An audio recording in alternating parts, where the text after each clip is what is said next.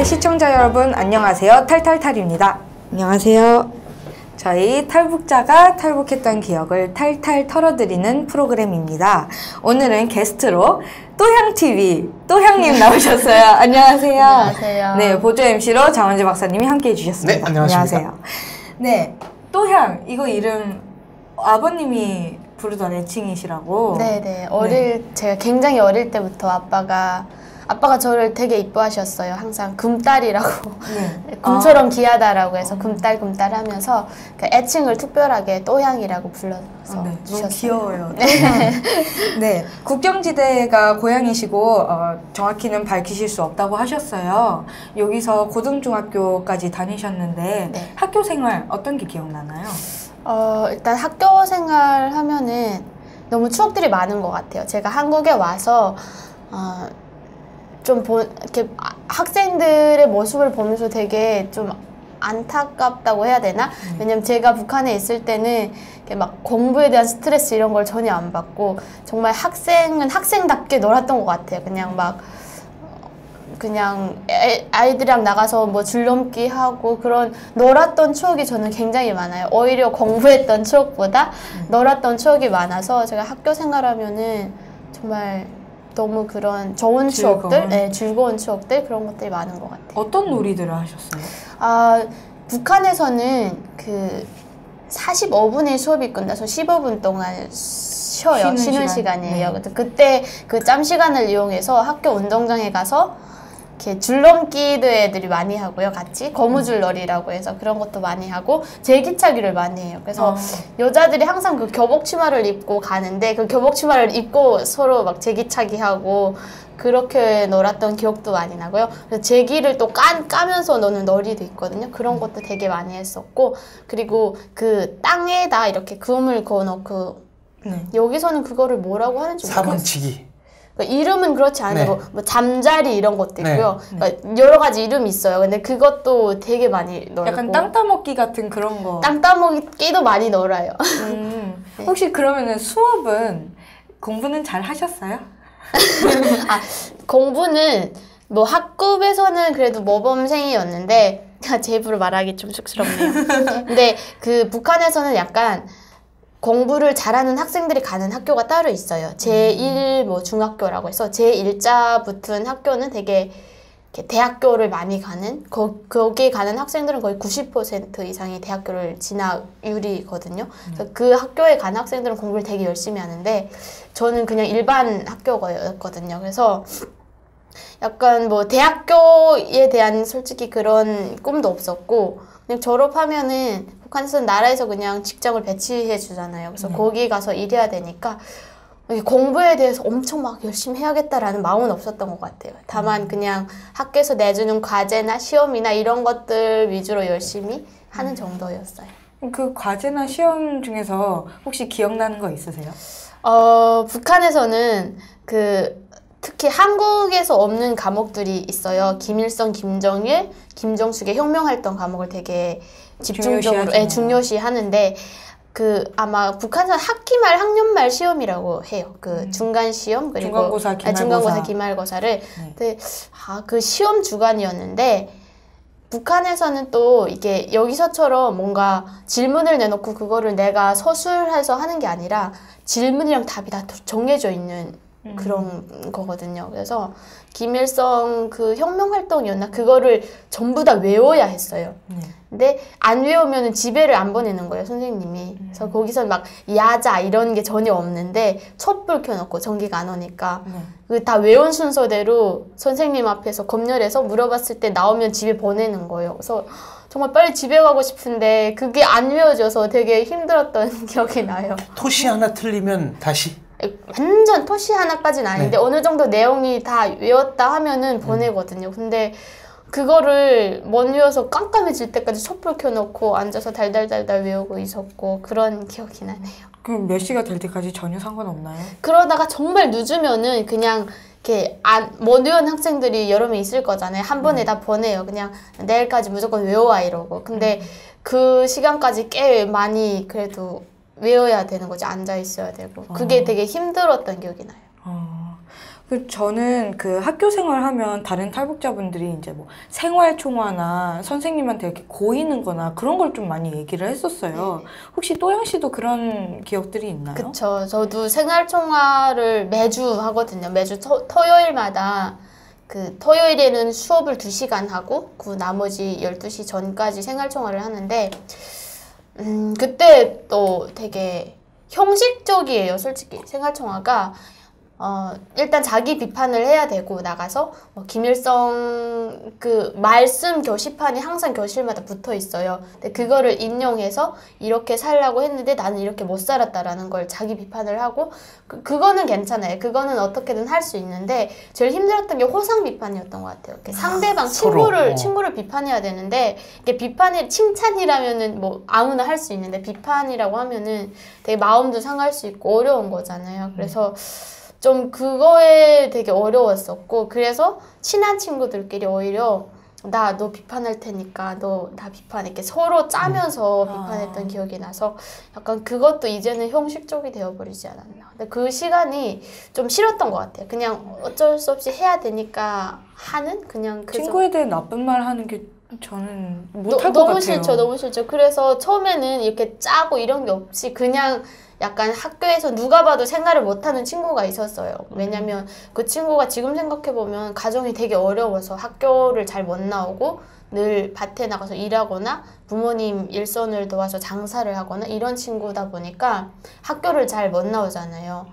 학교 생활을 잘 못하니까 누가 봐도 학교 이렇게 찍힌 거예요. 학교 생활 쟤는 못하는 애다. 그래서 학교 전체가 그냥 비판할 친구가 없으니까 계속 걔만 비판하는 거예요.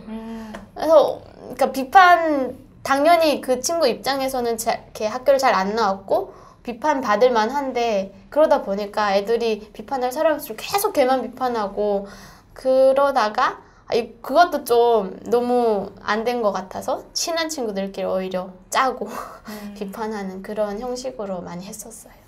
그러면 또영님은 그런 가족 생활이나 가정 환경이 그렇게 어렵지는 않았던 건가요? 네, 학교 생활을 잘 할 수 있을 네네, 정도로? 그쵸. 저는 그렇게 막 어렵진 않고 제가 봤을 땐 한 중산층은 살았던 것 같아요. 왜냐면 엄마가 거기서 장사를 되게 열심히 하셔가지고 어떤 장사 하셨어요? 그 엄마는 여러 가지 장사를 많이 했는데요. 북한에서는 그 시스템이 여자들이 다 장사를 해서 벌어 먹이는 시스템이에요. 그래서 엄마들의 역할이 되게 중요한데 저희 엄마는 그 지방을 다니면서 이렇게 저희는 바닷가는 아니었거든요. 근데 바닷가 있는 지방에 가서 그 항상 물고기들이 많이 나올 철에 그 한 몇 톤씩 이렇게 싸게 사서 이렇게 염해서 이렇게 나요. 그랬다가 그 겨울만 되면 엄청 몇 배로 비싸게 팔 수 있거든요. 그런 식으로 해서 이렇게 딱 한 철 장사예요. 한 번 장사하면 그걸로 1년 먹을 그런 풍족한 돈을 벌었어서 그런 식으로 엄마는 장사를 했어서 저희는 사는데 막 배 고파보고 이렇게 어려움은 없이 살았던 것 같아요. 그럼 학교에서 토끼 가죽 내라 그럴 때 장마당에서 사가지고 냈죠. 네. 토끼 가죽은 그게 되게 어려워요.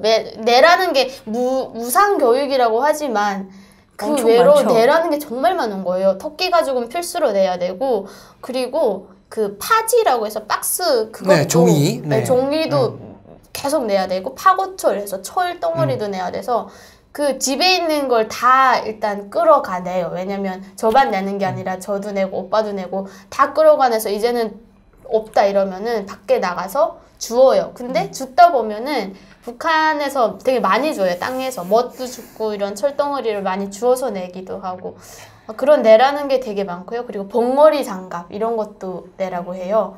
그래서 그런 것도 사서 막 내고 토끼 가죽도 사서 내고 그리고 내라는 게 정말 많아요. 피마즈라고 혹시 아세요? 피마즈가 뭐죠? 피마즈?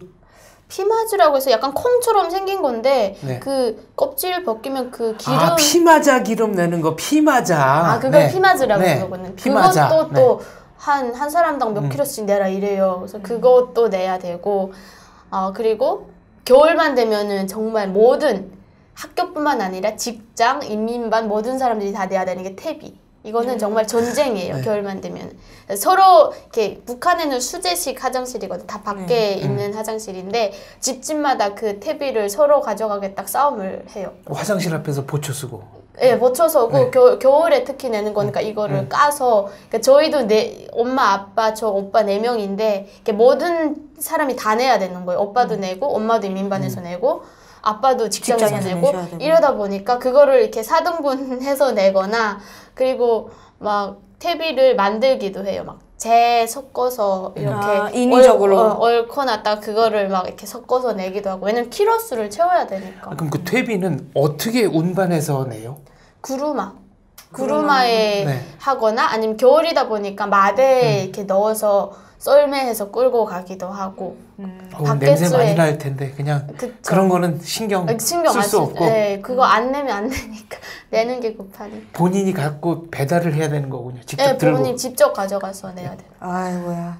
그러면 가족 생활에서 혹시 기억나는 추억들이나 그런 거 있나요? 부모님이나 또는 오빠와의 기억나는 것들. 가족 생활이요? 네. 그럼 요거 하나 물어볼게요. 북한에도 여학생들이 고무줄놀이 하면 꼭 와가지고 그거 끊고 도망가는 남자애들이 있나요? 그쵸. 그 거무줄을 이렇게 튕겨놓고 가거나 네. 아니 그런 남자들이 꼭 있어요. 가위 갖고 끊고 가는 애들도 있어요. 일부러. 그렇구나. 네. 그러면 관심 저희 끌라고. 그러지는 않나요? 네, 가위로 끊지는 않는데 막 이렇게 여자들이 하는데 방해하고 가면은 또 막 따라가서 막 같이 네. 싸우기도 하고 이런 경우는 되게 많았어요. 가족 생활에서는 오빠랑의 추억 같은 거는 말씀하시기 어려운가요? 오빠랑은 제가 나이 차이가 얼마 안 나다 보니까 한 살 차이라고 하셨죠? 네, 되게 많이 싸웠던 기억이 나요. 네. 어떤 걸로 싸우셨어요? 그냥 되게 사소한 거였는데 그냥 조그만 걸로 이렇게 저는 대든다고 하죠. 그냥 대두면 오빠는 또 오빠라고 이렇게 막 왜 이렇게 오빠한테 그렇게 하려고 얘기하냐? 하다 보니까 서로 막 싸우는 거예요. 그러면은 이게 추억이라고 하면은 아빠는 항상 저 편이었고 엄마는 오빠 편이었던 것 같아요. 그래서 엄마는 아들을 더 귀하게 여기고 북한에서는 아직 아들을 좀 선호하는 그런 게 있어요. 그리고 아빠는 저를 굼딸하면서 이뻐했고 그러다 보니까 싸우면은 항상 뭔가 그런 동생인데 오빠한테 까불었다 막 이렇게 되기도 하고 이렇게 싸우면 갈리는 것 같아요. 편이. 가족이? 네. 2대2로 갈려서. 아니, 근데 저는 솔직히 엄마가 제 편이었으면 좋겠다는 그런 생각을 많이 했는데 오빠 편이었을 때 되게 서운했던 것도 많고 그런 기억이 있네요. 한국 드라마를 북한에서 많이 보셨다고 아까 얘기하셨어요. 네네. 어떻게 보신 거예요? 한국 뭔가 드라마나 영화나 음악이나 한국 거를 보는 자체가 북한에서는 불법이에요. 그러다 보니까 다 몰래 일단 불법으로 보고 저희는 국경 지역에서 살다 보니까 중국에서 그런 테이프들이 많이 들어왔어요. 근데 북한은 그 녹화기라고 해서 그 CD 테이프를 VTR, 네. 그거를 넣고 다 보거든요. 뭐든 그 한국 거나 뭐 다른 나라 영화나. 근데 이렇게 테이프를 CD로 해서 뭐 20부작 드라마다 하면 이게 20개 이렇게 알로 나와요. CDR로 나와서 그걸로 대부분 보고요. 그러니까 저희는 어떻게 봤냐면 저희는 드라마를 하나 가지고 있었어요. 이게 사거든요. 근데 하나에 10,000원이었나 그랬을 거예요. 근데 20개면 10만 원? 제 기억에 그랬어요. 그 생각보다 비싸거든요. 근데 그거를 하나 사놓고 있으면 다른 사람들과 이렇게 바꿔 교환해서 다른 영화를 접할 수 있는 거예요. 네. 이런 식으로 저희는 되게 많이 봤었고 그러다가 잡혔었어요, 한 번. 왜냐면 다른 사람과 이렇게 바꿔봤었는데 그 바꿔본 집에서 걸린 거예요, 보다가. 근데 이거를 어디서 났냐, 그러니까 출처를 캐다 보니까 저희 집에 이렇게 왔었고 그래서 한 번 이렇게 들켰던 기억이 있고 그런 식으로 많이 접하는 거 같아요. 그럼 들키게 되면 위험하지 않나요? 이게 내용에 따라서 다르기도 한데요. 저희가 봤던 거는 그냥 일반 사랑 드라마가 보통 그런 얘기잖아요. 사랑 이야기고 이런 이야기다 보니까 이렇게 사상이 크게 없으니까 또 북한은 아직까지도 돈을 내면은 다 이렇게 해결이 돼요. 아직까지도 이렇게 엄청 심한 그런 거면은 돈으로도 해결 안 되는데 뭐 드라마 이런 것들은 워낙 많이 보니까 저희는 돈 내고 아마 이렇게 좀 그 상황을 면했던 것 같아요. 기억나는 작품 뭐가 있어요? 제가 제일 북한에서 제일 좋아했던 연예인이 권상우 씨였어요. 네. 근데 그게 천국의 계단을 정말 유명해요, 북한에서. 네. 그래서 천국의 계단을 봤었고, 저희가 가지고 있던 테이프는 슬픈 연가라는 드라마인데, 거기서도 권상우 씨가 주연으로 나와요. 보던 드라마들 중에 권상우 씨가 나오는 작품을 되게 많이 봤어요. 그때 아마 되게 전성기였던 것 같아요. 네, 맞아요. 그래서 그분 나오는 드라마를 많이 보면서 되게 그분을 되게 좋아했었고, 또 기억나는 작품은 파리의 여인. 네. 파리의 연인. 이것도 유명했죠. 봤었고, 김정은 씨랑 박신양 씨 박신양 씨 나오는 나오는 네. 거. 그리고 애기야 가자. 네. 제일 처음 봤던 드라마가 첫사랑이라는 드라마였어요. 이거는 그 최수정 씨랑 네. 배용준 씨가 나오는 드라마였는데 그거를 보고 제가 이렇게 생각이 바뀌게 된 드라마였어요. 왜냐면 북한에서는 어릴 적부터 한국은 못 사는 나라라고 이렇게 교육을 시키거든요. 그래서 이렇게 어릴 때 순수하니까 당연히 그렇게 받아들이고 있었는데, 그래서 우리가 통일이 되면은 한국 가서 그 헐벗고 굶주리는 아이들이 많아서 도와줘야 우리가 된다. 도와줘야 된다라고 교육을 받았었는데, 그 첫사랑이라는 드라마를 12살인가 그때 처음 봤어요. 근데 너무 내가 알고 있는 한국이랑 너무 다른 거예요. 엄청 그때 보여지는 그게 옛날 영화임에도 불구하고 우리보다 엄청 잘 살고 되게 좋아 보여서 이게 아니구나라는 걸 그때 처음 느꼈거든요. 그 이후로 드라마를 되게 많이 봤어요. 영화도 많이 봤고. 혹시 학교에서 친구들이랑 그런 드라마 얘기 몰래 하기도 하나요? 네, 하죠. 근데 네. 굉장히 친한 친구들이어야만 이게 가능해요. 그래서 정말 딱 친구라고 해서 반에 꼭 네, 단짝 몇 명씩 친구들. 붙어 다니는 친구가 있는데, 그런 친구들이랑 이렇게 한국 영화를 공유를 많이 해요. 물론 빌려주고 이런 건 아니지만 내가 뭘 봤는데 여기서 내용은 어떻다.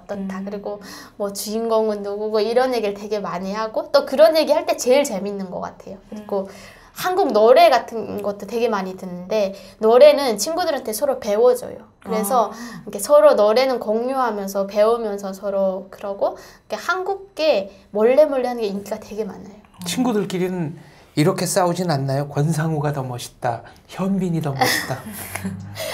그 연예인에 대해서는 그런 얘기는 잘 안 하고, 그냥 그 드라마 내용에 그때는 많이 이렇게 했던 것 같고요. 그러니까 저는 개인적으로 권상우 씨를 되게 좋아했는데, 그런 뭐 인물에 대해서 이야기 나눠본 적은 지금 생각해보니까 없는 것 같아요. 근데 대신 패션이나 저기선 이렇게 입고 다닌다, 그리고 뭐 화장 뭐 이런 얘기, 여자들이니까 그런 얘기를 많이 했던 것 같아요. 흉내는 안 내나요? 흉내를 내죠. 특히 말투를 흉내를 많이 내는데요. 이렇게 뭔가 말투가 특히 제가 있던 한복도 말투는 되게 투박해요. 엄청 막 투박한데 그 한국 말투는 엄청 막 간질간질하고 부드럽고. 너무 좋은 네. 거예요. 그래서 이렇게 제가 에피소드가 하나 있는데, 그때 그 드라마를 집에서 이제 전기가 잘 안 오다 보니까 전기만 오면은 딱 드라마를 켜서 봐요. 근데 막 보는데 갑자기 북한에서는 다 이렇게 단독 주택이에요. 그래서 이렇게 대문이라고 해서 울바자 이렇게 해서 항상 대문 두드리거든요. 사람이 오면은. 문 막 두드려서 내가 누구냐고 말해야 되는데, 그 한국 드라마를 보다 보니까 누구세요? 라고 이렇게 나간 거예요. 그래가지고 집에서 정말 빵 터졌어요. 너 실수한다고 어디 가서 그러지 말라고. 원래 함경도 사투리 오리지널은 뭐라 그러는 거죠? 누군가 이래야죠. 네. 근데 누구세요? 약간 이게 한국 네. 억양처럼 여가 나간 거예요. 그래서 막 집에서 너 절대 어디 나가서 큰일 났다. 말하지 말라고. 위험한 거잖아요. 네, 그래서 되게 그 사건이 되게 웃겼어요. 그러면 한국 드라마를 보면서부터 한국으로 가야겠다는 생각을 하신 건가요?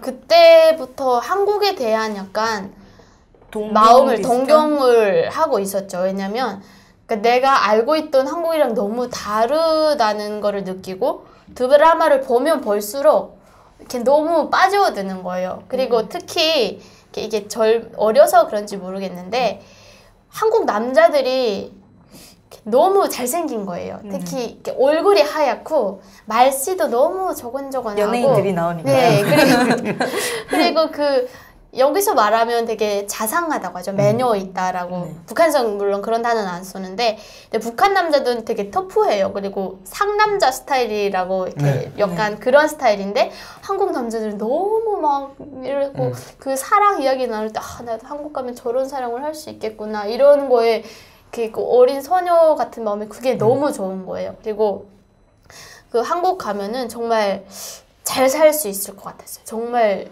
저에게 꿈의 나라같이 그때는 느껴졌었고 그래서 그런 환상을 많이 했던 것 같아요. 이렇게 자기 전에도 늘 내가 한국 가서 사는 그런 이렇게 생각을 하다 보면 꿈에 막 나타나고 그래서 그때부터 드라마를 보면서부터 한국에 가고 싶다라는 마음을 계속 쌓아왔던 것 같아요. 그러면 그런 마음을 쌓으면서 이렇게 완전히 한국에 가야겠다 이렇게 계기가 된 건 뭔가요?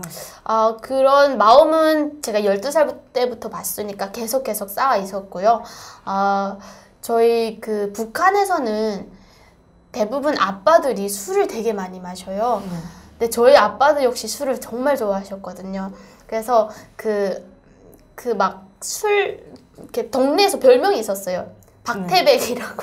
북한에서 술을 잘 마시면은 이태백이라고 그때 불렀어요. 근데 저희 아빠는 박씨여서 박태백이 했었는데 그 정도로 그냥 동네에선 저희 아빠 술 하면 모르는 사람이 없을 정도로 술을 좋아하셨거든요. 정말 애주가였는데 그러다 보니까 이렇게 술을 마시면은 이렇게 아무래도 가족들이 되게 속상하잖아요. 많이 그렇죠. 이렇게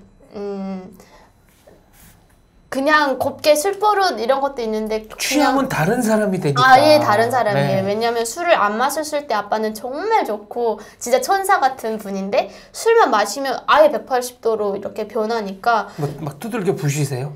그 정도는 아니었는데 이 약간 했던 말 또 하고 이런 것도 있었고 주사가 있으시고 주사도 있었고 그리고 그냥 싫었어요. 이렇게 너무 어릴 때부터 술 아빠 하면은 그냥 술밖에 생각이 안 났었거든요. 그래서 그런 것들이 너무 싫었고 그러다 보니까 뭐 부모님 관계가 그렇게 막 다정하지도 않았었고 그러니까 술로 인해서 그런 가정 환경에서 자랐었는데 엄마는 장사를 하다 보니까 늘 좀 밖에 계실 때가 많으셨고 지방에 많이 계셨어요. 그리고 오빠도 대학교를 가다 보니까 집에 없었고 저랑 아빠랑 생활하는 시간이 많이 있었는데 그때마다 되게 아빠가 속을 많이 썩였던 것 같아요. 취해서 우시고 취하고 이런 모습들이 그냥 싫었어요. 어린 나이에는. 왜냐면 우리 아빠는 왜 저럴까라는 생각을 어릴 때 되게 많이 해서 한국에 딱 오겠다고 결심했던 게 아빠가 정말 그때 제가 오기 전에 특히 막 더 힘들게 하는 거예요. 그래서 나는 아빠의 모습만 안 보면 행복할 것 같다라고 생각했어요. 그때. 그래서 나는 그냥 여기서 없어질 테다라고. 집을 떠나고 싶으셨군요. 집을 떠나겠다라고 그때 그런 결심을 18살인가 그때 처음 했어요. 네. 이모가 먼저 한국에 와 계셨다고 그래서 이모의 도움으로 탈북을 하셨다고 네, 했어요. 네. 연락을 계속 꾸준히 하셨던 건가요, 이모랑? 연락은 북한에도 전화가 되거든요. 다. 그래서 저희도 이모랑 연락을 하다가 그러니까 제가 연락을 했던 게 아니라 늘 엄마랑 이모랑 연락을 했었는데 엄마가 장사를 가다 보니까 이모랑 저랑 연락을 하게 됐어요. 1년에 몇 번 정도? 뭐 딱히 횟수가 정해진 건 아닌데요. 저희는 한 달에 두세 번씩 늘 이렇게 했던 것 같아요. 그래 자주 하셨네요. 네네. 근데 엄마가 없는 새 그냥 이모랑 저랑 통화를 하면서 이모가 이렇게 꼬셨어요. 한국으로 오지 네. 않겠냐? 한국 오면은 엄청 죽을 때까지 잘 먹고 잘 살 수 있다 이러면서 공부도 할 수 있고 정말 좋은 얘기 정말 많이 해주셨어요. 근데 이모도 그때 혼자 한국에 계셨다 보니까 되게 외로운 거예요. 누구라도 데려오고 싶은데 그때 그래서 형제가 여러 명 있는데 다 여쭤봤어요. 딸들 다 보내라 했는데 아무도 무섭다고 아무도 안 가겠다고 한 거예요. 근데 제가 제일 어려가지고 그냥 그럼 갈게요 이렇게. 조카들 대표로 네, 말하자면 조카들 원래 다 큰 조카들부터 얘기했는데 다 무섭다고 안 가겠다고 했는데 제가 제일 어린 애가 네, 그냥 이렇게 여러 가지 사건이 그때 있었지만 그 계기로 그냥 처음에는 솔직히 안 가겠다고 했다가 엄마한테 여쭤봤어요. 엄마 나 이모가 오라는데 가도 될까? 그러니까 엄마가 절대 가지 말라는 거예요. 근데 그래서 엄마한테는 그래 안 갈게 이러고 이모랑만 들만 약속을 하고 엄마는 가지 말랬는데 나는 가겠다고 이렇게 이모랑 들만 약속을 하고 왔어요. 그래서 가족들한테는 다 속이고 도망친 거죠. 그러면 탈북 준비는 이모가 다 해주신 건가요? 이모가 그냥 저 기다리면 뭐 브로커가 가니까 따라오면 된다라고 해서 저는 아무 준비 없이 그냥 기다리고 있다가 브로커가 와서 그냥 따라서 이렇게 왔어요. 브로커가 왔을 때 그럼 밤이었나요? 낮이었나요? 그 떠날 당시 기억이 나시나요? 네, 집을 기억이 떠날 나죠, 당시. 나죠. 어떤 게 기억나시나요? 낮이었는데요. 왜냐면 저는 그 누구한테도 말할 수가 없었어요. 이렇게 가족한테까지 속이는 거니까 아무 사람한테 얘기할 수 없잖아요. 그래서 그냥 저를 이렇게 찾는 사람이 있어서 저는 느꼈죠. 아, 브로커가 왔구나. 그래서 그냥 그 사람을 만나서 몇 시에 어디서 보자라고 약속을 했어요. 그리고 저는 이렇게 그냥 나 어디 친구네 집 갔다 올게 하고 이야기를 하고 나와서 그때 바로 저는 그 이후로 행방불명이 된 거죠. 근데 그때 저는 브로커를 만나서 같이 이동을 했었고 저희 부모님 엄마는 그때 장사를 나가서 없었는데 아빠는 그냥 뭐 어디 놀러 갔겠지 그때 또 술 마시고 그냥 뭐 오겠지 이러고 있다가 다음 날까지 안 오니까 그때야 이게 약간 진짜 큰일 났다 없어졌다 이렇게 해서 엄청 난리가 났다고 하더라고요. 그 당시 탈북할 당시가 19살이셨다고. 네. 부모님을 떠나서 이렇게 혼자 가는 게 두렵고 그러진 않으셨어요? 제가 어려서 그런지 모르겠는데 한국에 대한 호기심이 굉장히 컸어요. 그래서 꼭 가보고 싶다. 네, 이렇게 뭔가 두려움을 이겼던 것 같아요. 그 호기심이. 한국을 간다는 게 정말 위험하다는 건 알았어요. 왜냐면 가다가 잡히면 죽는다라는 걸 알았고 그래서 오히려 나 잡힐 바에는 그냥 그 자리에서 어떻게든 죽어야겠다라는 마음까지 먹었었고 그 정도로 위험하다는 건 알았는데 그럼에도 불구하고 저 나라에 가서 살고 싶다는 마음이 더 강했기 때문에 그래서 그냥 아무 망설임 없이 떠났던 것 같아요. 네. 그럼 브로커랑 둘이서만 강을 건넌 건가요? 그 강은 그냥 브로커가 군대한테까지만 인계해주고 그리고 강은 그냥 군대가 이제 묵인해주고. 네, 그쵸. 네. 근데 군인이 또 이렇게 저를 중국까지만 건네줄 다른 브로커를 붙여주셨어요. 그래서 거기까지만 이렇게 같이 가고 그 다음에 또 다른 브로커가 와서 이렇게 이동을 했어요. 탈북할 당시가 여름이었나요? 아니면 겨울이었나요? 여름이었어요. 여름? 6월쯤이었어요.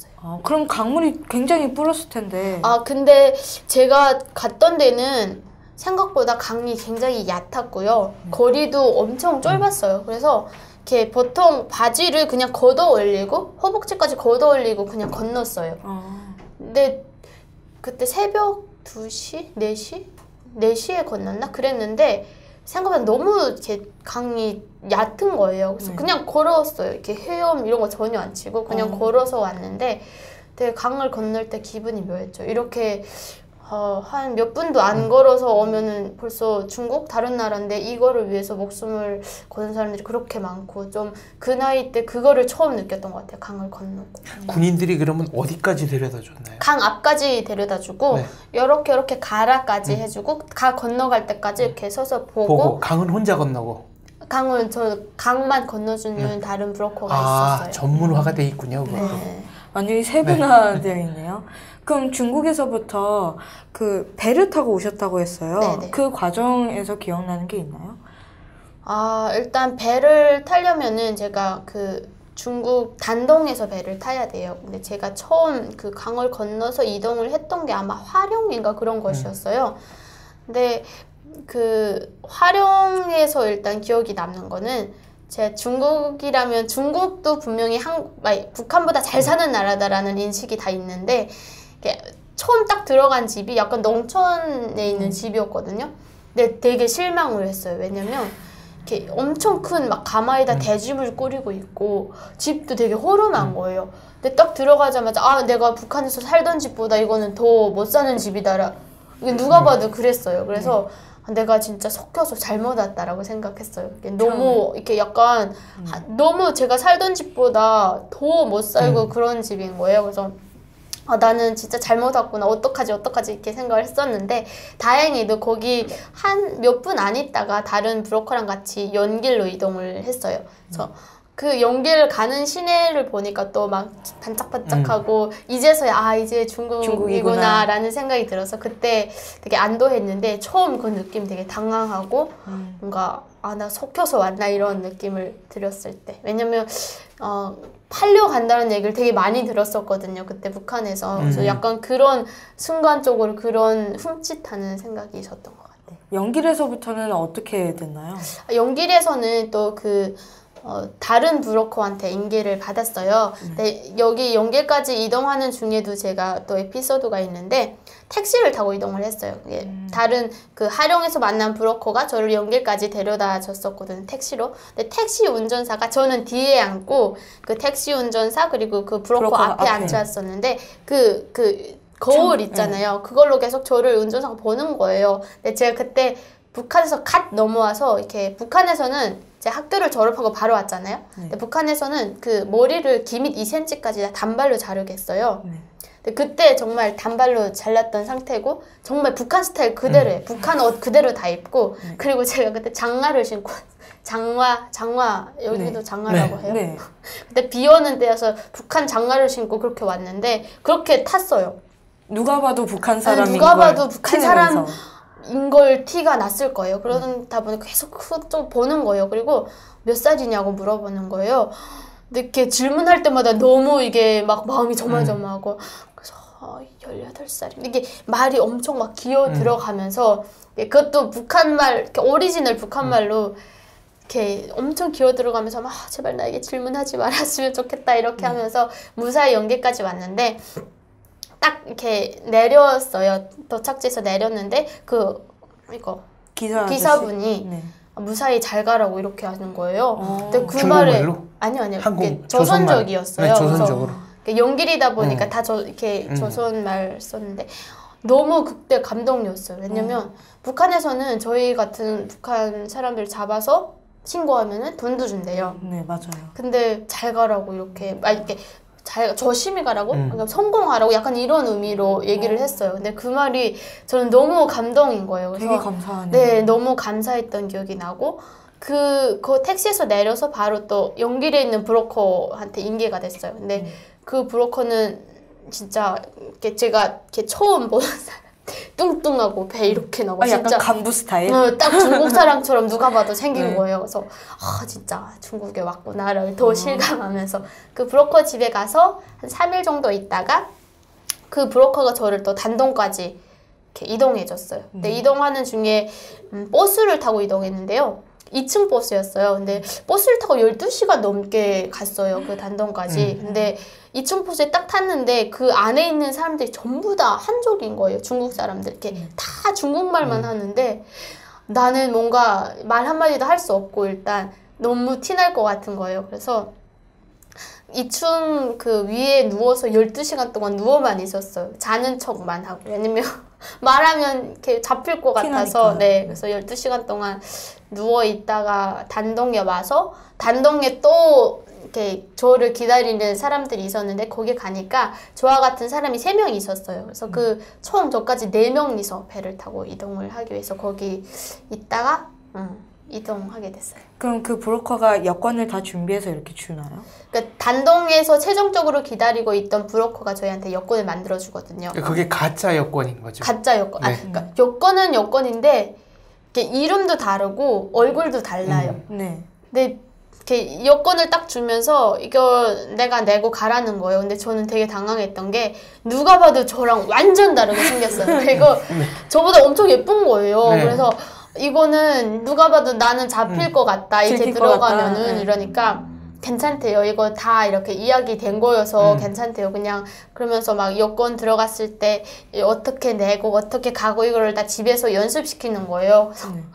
엄청 저는 속으로 되게 약간 긴장했어요. 이건 누가 봐도 잡힐 것 같은데. 그러고 당일날 가서 진짜 그 시키는 대로 그 브로커가 앞장서서 자기가 이렇게 하면 뒤따라 우리 절절절절 가는 거예요. 근데 그 찍어주는 사람 있잖아요. 검열하는 사람이. 출국 도장 찍어주는 사람. 근데 그냥 찍어서 주는 거예요. 이렇게 쑥 보더니 그래서 이렇게 무사히 왔는데 알고 보니까 그 사람까지도 다 이렇게 매수해서 다 이렇게 짜고 하는 거더라고요. 그래서 되게 감사하게 그때 무사히 넘어서 배 타고 오게 됐어요. 그럼 이제 단동에서 배를 타고 인천항으로 들어오는 네, 겁니다. 인천항으로 들어왔죠. 네. 배를 탔을 때 기분은 어떠셨나요? 이제 한국에 가는 건데. 네, 그런 느낌도 들었는데 제가 중국 사람들만 이렇게 막 보고 되게 말이 일단 안 통하니까 되게 거기서는 이렇게 긴장하고 막 무서웠고 이랬었는데 배 타니까 이게 한국으로 가는 배여서 그런지 한국 사람들도 되게 많은 거예요. 한국말도 많이 들리고. 한국말이 많이 들려서 일단 너무 기뻤어요. 그리고 또 거기도 아직까지 완전히 도착한 건 아니었으니까 되게 불안감이 늘 있었는데 거기도 약간 이렇게 칸막이가 있고 2층 올라가서 네. 있었어요. 근데 거기서도 나오질 않았어요. 그래도 무서워서. 어떤 분들은 막 배 밑창에 들어가서 어신다는 분도 있었는데 저는 거의 일반 사람들처럼 똑같이 이렇게 자리 맡아서 왔거든요. 근데 거기서도 그냥 누워서만 있었고 제 기억엔 12시간 정도 열몇 시간 네, 오죠. 네, 오니까 도착을 했더라고요. 근데 다행히 저녁까지 끼어서 자고 일어나니까 왔어요. 그래서 도착을 해서 이렇게 다 나갈 때 그때 저희는 이렇게 여건이 다르니까 일단 못 나가잖아요. 그때 이렇게 얘기를 한 거죠. 저희는 북한에서 이렇게 이제 왔다라고 해서 그때 국정원에서 저희를 조사 그런 식으로 오게 됐어요. 그러면 도강을 해서 인천항에 도착하기까지가 총 일주일 만에 오신 건가요? 네, 7일에서 8일 걸렸어요. 저희 14일 날에 떠났는데 한국에 딱 도착했을 때가 22일이었어요. 거의 직송이네요. 네, 완전 직송이었죠. 그러면 혹시 이모가 그렇게 또양 씨를 탈북시키기 위해서 얼마 정도를 이렇게 브로커 비용으로 냈는지 혹시 아시나요? 아, 네. 2009년도 당시에 1,200만 원이었어요. 이야. 엄청 쉽고 빠르게 왔다는 장점도 있는데 그 외에 브로커 비용이 정말 몇 배로 비쌌던 거죠. 그만큼 비싼. 네. 그러니까 어쨌든 돈이면 되네요. 그때 뭐 라오스로 태국으로 이렇게 오는 분들은 1인당 한 300에서 400. 네. 거의 한 3, 4배 정도의 가격으로 그만큼 이모가 또양 씨를 이렇게 무사히 데려오기 위해서 노력을 하신 거예요. 무사히 데려오기 위한 게 제일 컸었고, 근데 그 루트가 지금은 없어졌다고 하더라고요. 그게 너무 비싸긴 하지만 되게 빠르고 쉽게 온 거잖아요. 근데 지금은 없어졌다고 들어서 그거는 이제는 없는 걸로 알고 있어요. 인천에 딱 내렸을 때 이제 드디어 한국입니다. 어떤 느낌이 들던가요? 한국에서. 이제 무사히 내가 더 이상 위험에 노출되지 않아도 된다. 네.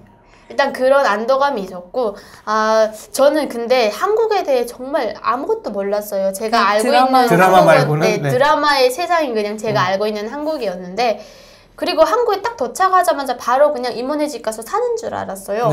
근데 딱 안 보내주는 거예요, 계속. 그냥 꼬치꼬치 계속 물어봐요. 그러니까 한 데서 조사를 받았는데 다른 데 이동해서 또 물어보고 이래서 언제면 집에 가나 이거를 되게 궁금했는데 인천항에 딱 발을 디뎠을 때 정말 너무 이렇게 으리으리한 거예요. 이게 내가 태어나서 처음 보는 그런 바닥이 반질반질한데 정말 신발 신고 못 다닐 것 같은 그런 바닥이었고 그리고 또 신기했던 게 뭔가 이렇게 선글라스 끼고 이렇게 노란 머리를 팜하고 이렇게 염색한 분들 염색하는 분들이 되게 이제야 뭔가 실감이 났어요. 왜냐면 그런 막 머리 염색하고 이런 걸 북한에서는 거의 본 적이 없었는데 그리고 막 자유롭게 그렇게 막 다니는 게 너무 그때 이렇게 신기하기도 했었고 이제야 정말 난 여기서 이렇게 자유롭게 살 수 있구나라는 그 되게 희망과 기대감 엄청 벅찼던 것 같아요, 가슴이. 그 당시가 19살이셨죠? 19살이었죠. 혹시 공항에 딱 도착했을 때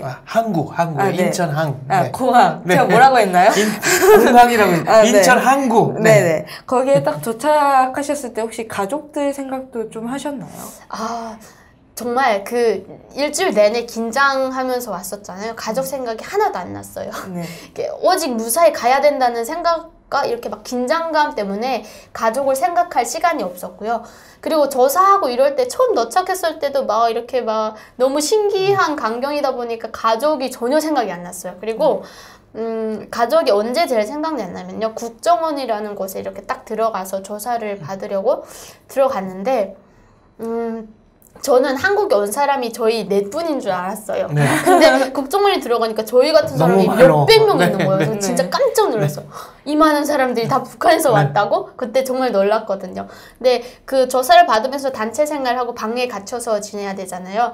근데 방에 갇혀 있다 보니까 그때 생각이 나더라고요. 혼자 생각할 그리고 시간이 특히 많아지죠. 비 올 때 되게 너무 생각이 나는데 저는 이상하게 아빠 생각이 제일 많이 났어요. 왜냐면 아빠가 제일 나를 힘들게 했고 아빠 때문에 어찌 보면 탈북을 하게 됐는데 그 생각이 많이 나더라고요. 왜냐면 아 내가 이렇게 이제서야 그 실감이 난 거예요. 가족들 내가 못 보는구나를 이제 그때 처음 실감을 해서 아 내가 그때 있을 때 아빠한테 좀 잘해줬을 걸 이라는 생각이 제일 많이 났고 아 진짜 이제 다시 볼 수만 있다면 엄청 잘해드려야지 이런 결심을 그때 국정원에서 처음 하게 됐고 저는 그때 아 난 가족을 죽을 때까지 못 볼 수도 있겠구나라는 생각을 그때 처음 하게 돼서 그때 기분이 국정원에서 어떠셨나요?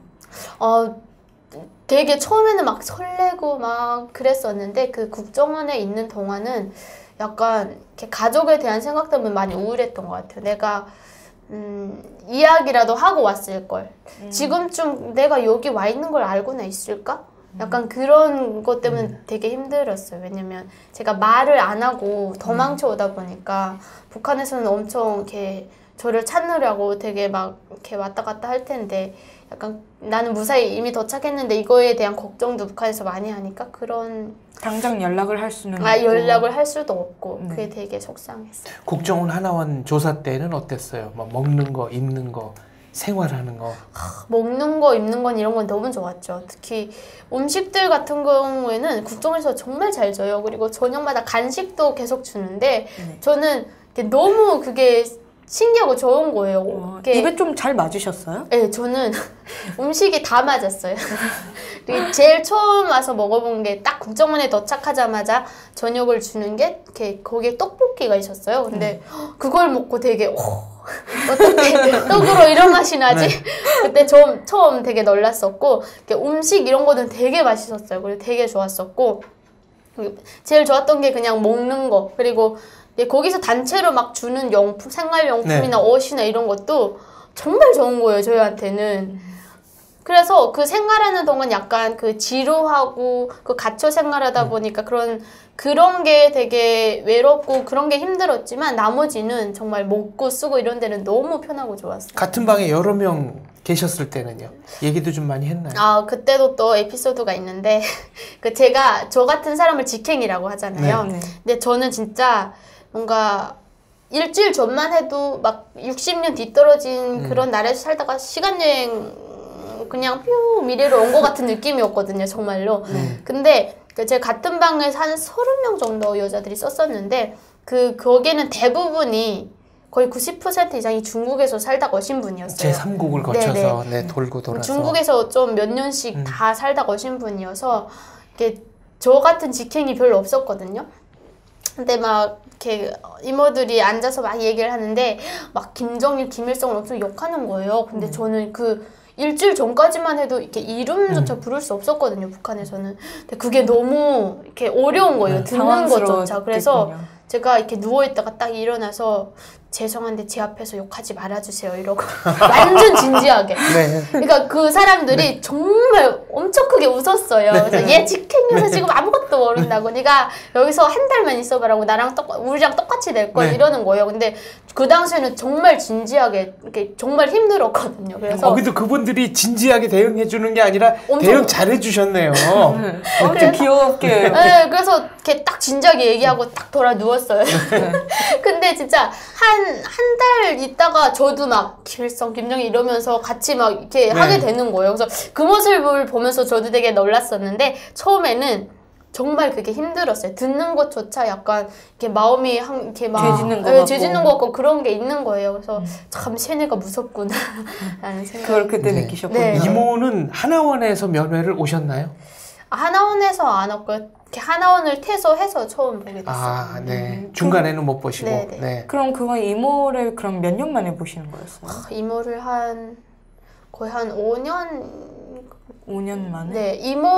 네, 그렇게 본 것 같아요. 그러니까 이모가 제가 어릴 때 탈북을 해서 이모에 대한 기억이 그렇게 많진 않아요. 이렇게 사진으로 보면서 늘 그냥, 그리고 이야기를 들어서 알았는데, 그러니까 얼굴 정도는 아는데 추억이 별로 없었던 것 같아요. 근데 한국에 와서 처음 이렇게 봤죠, 오랜만에.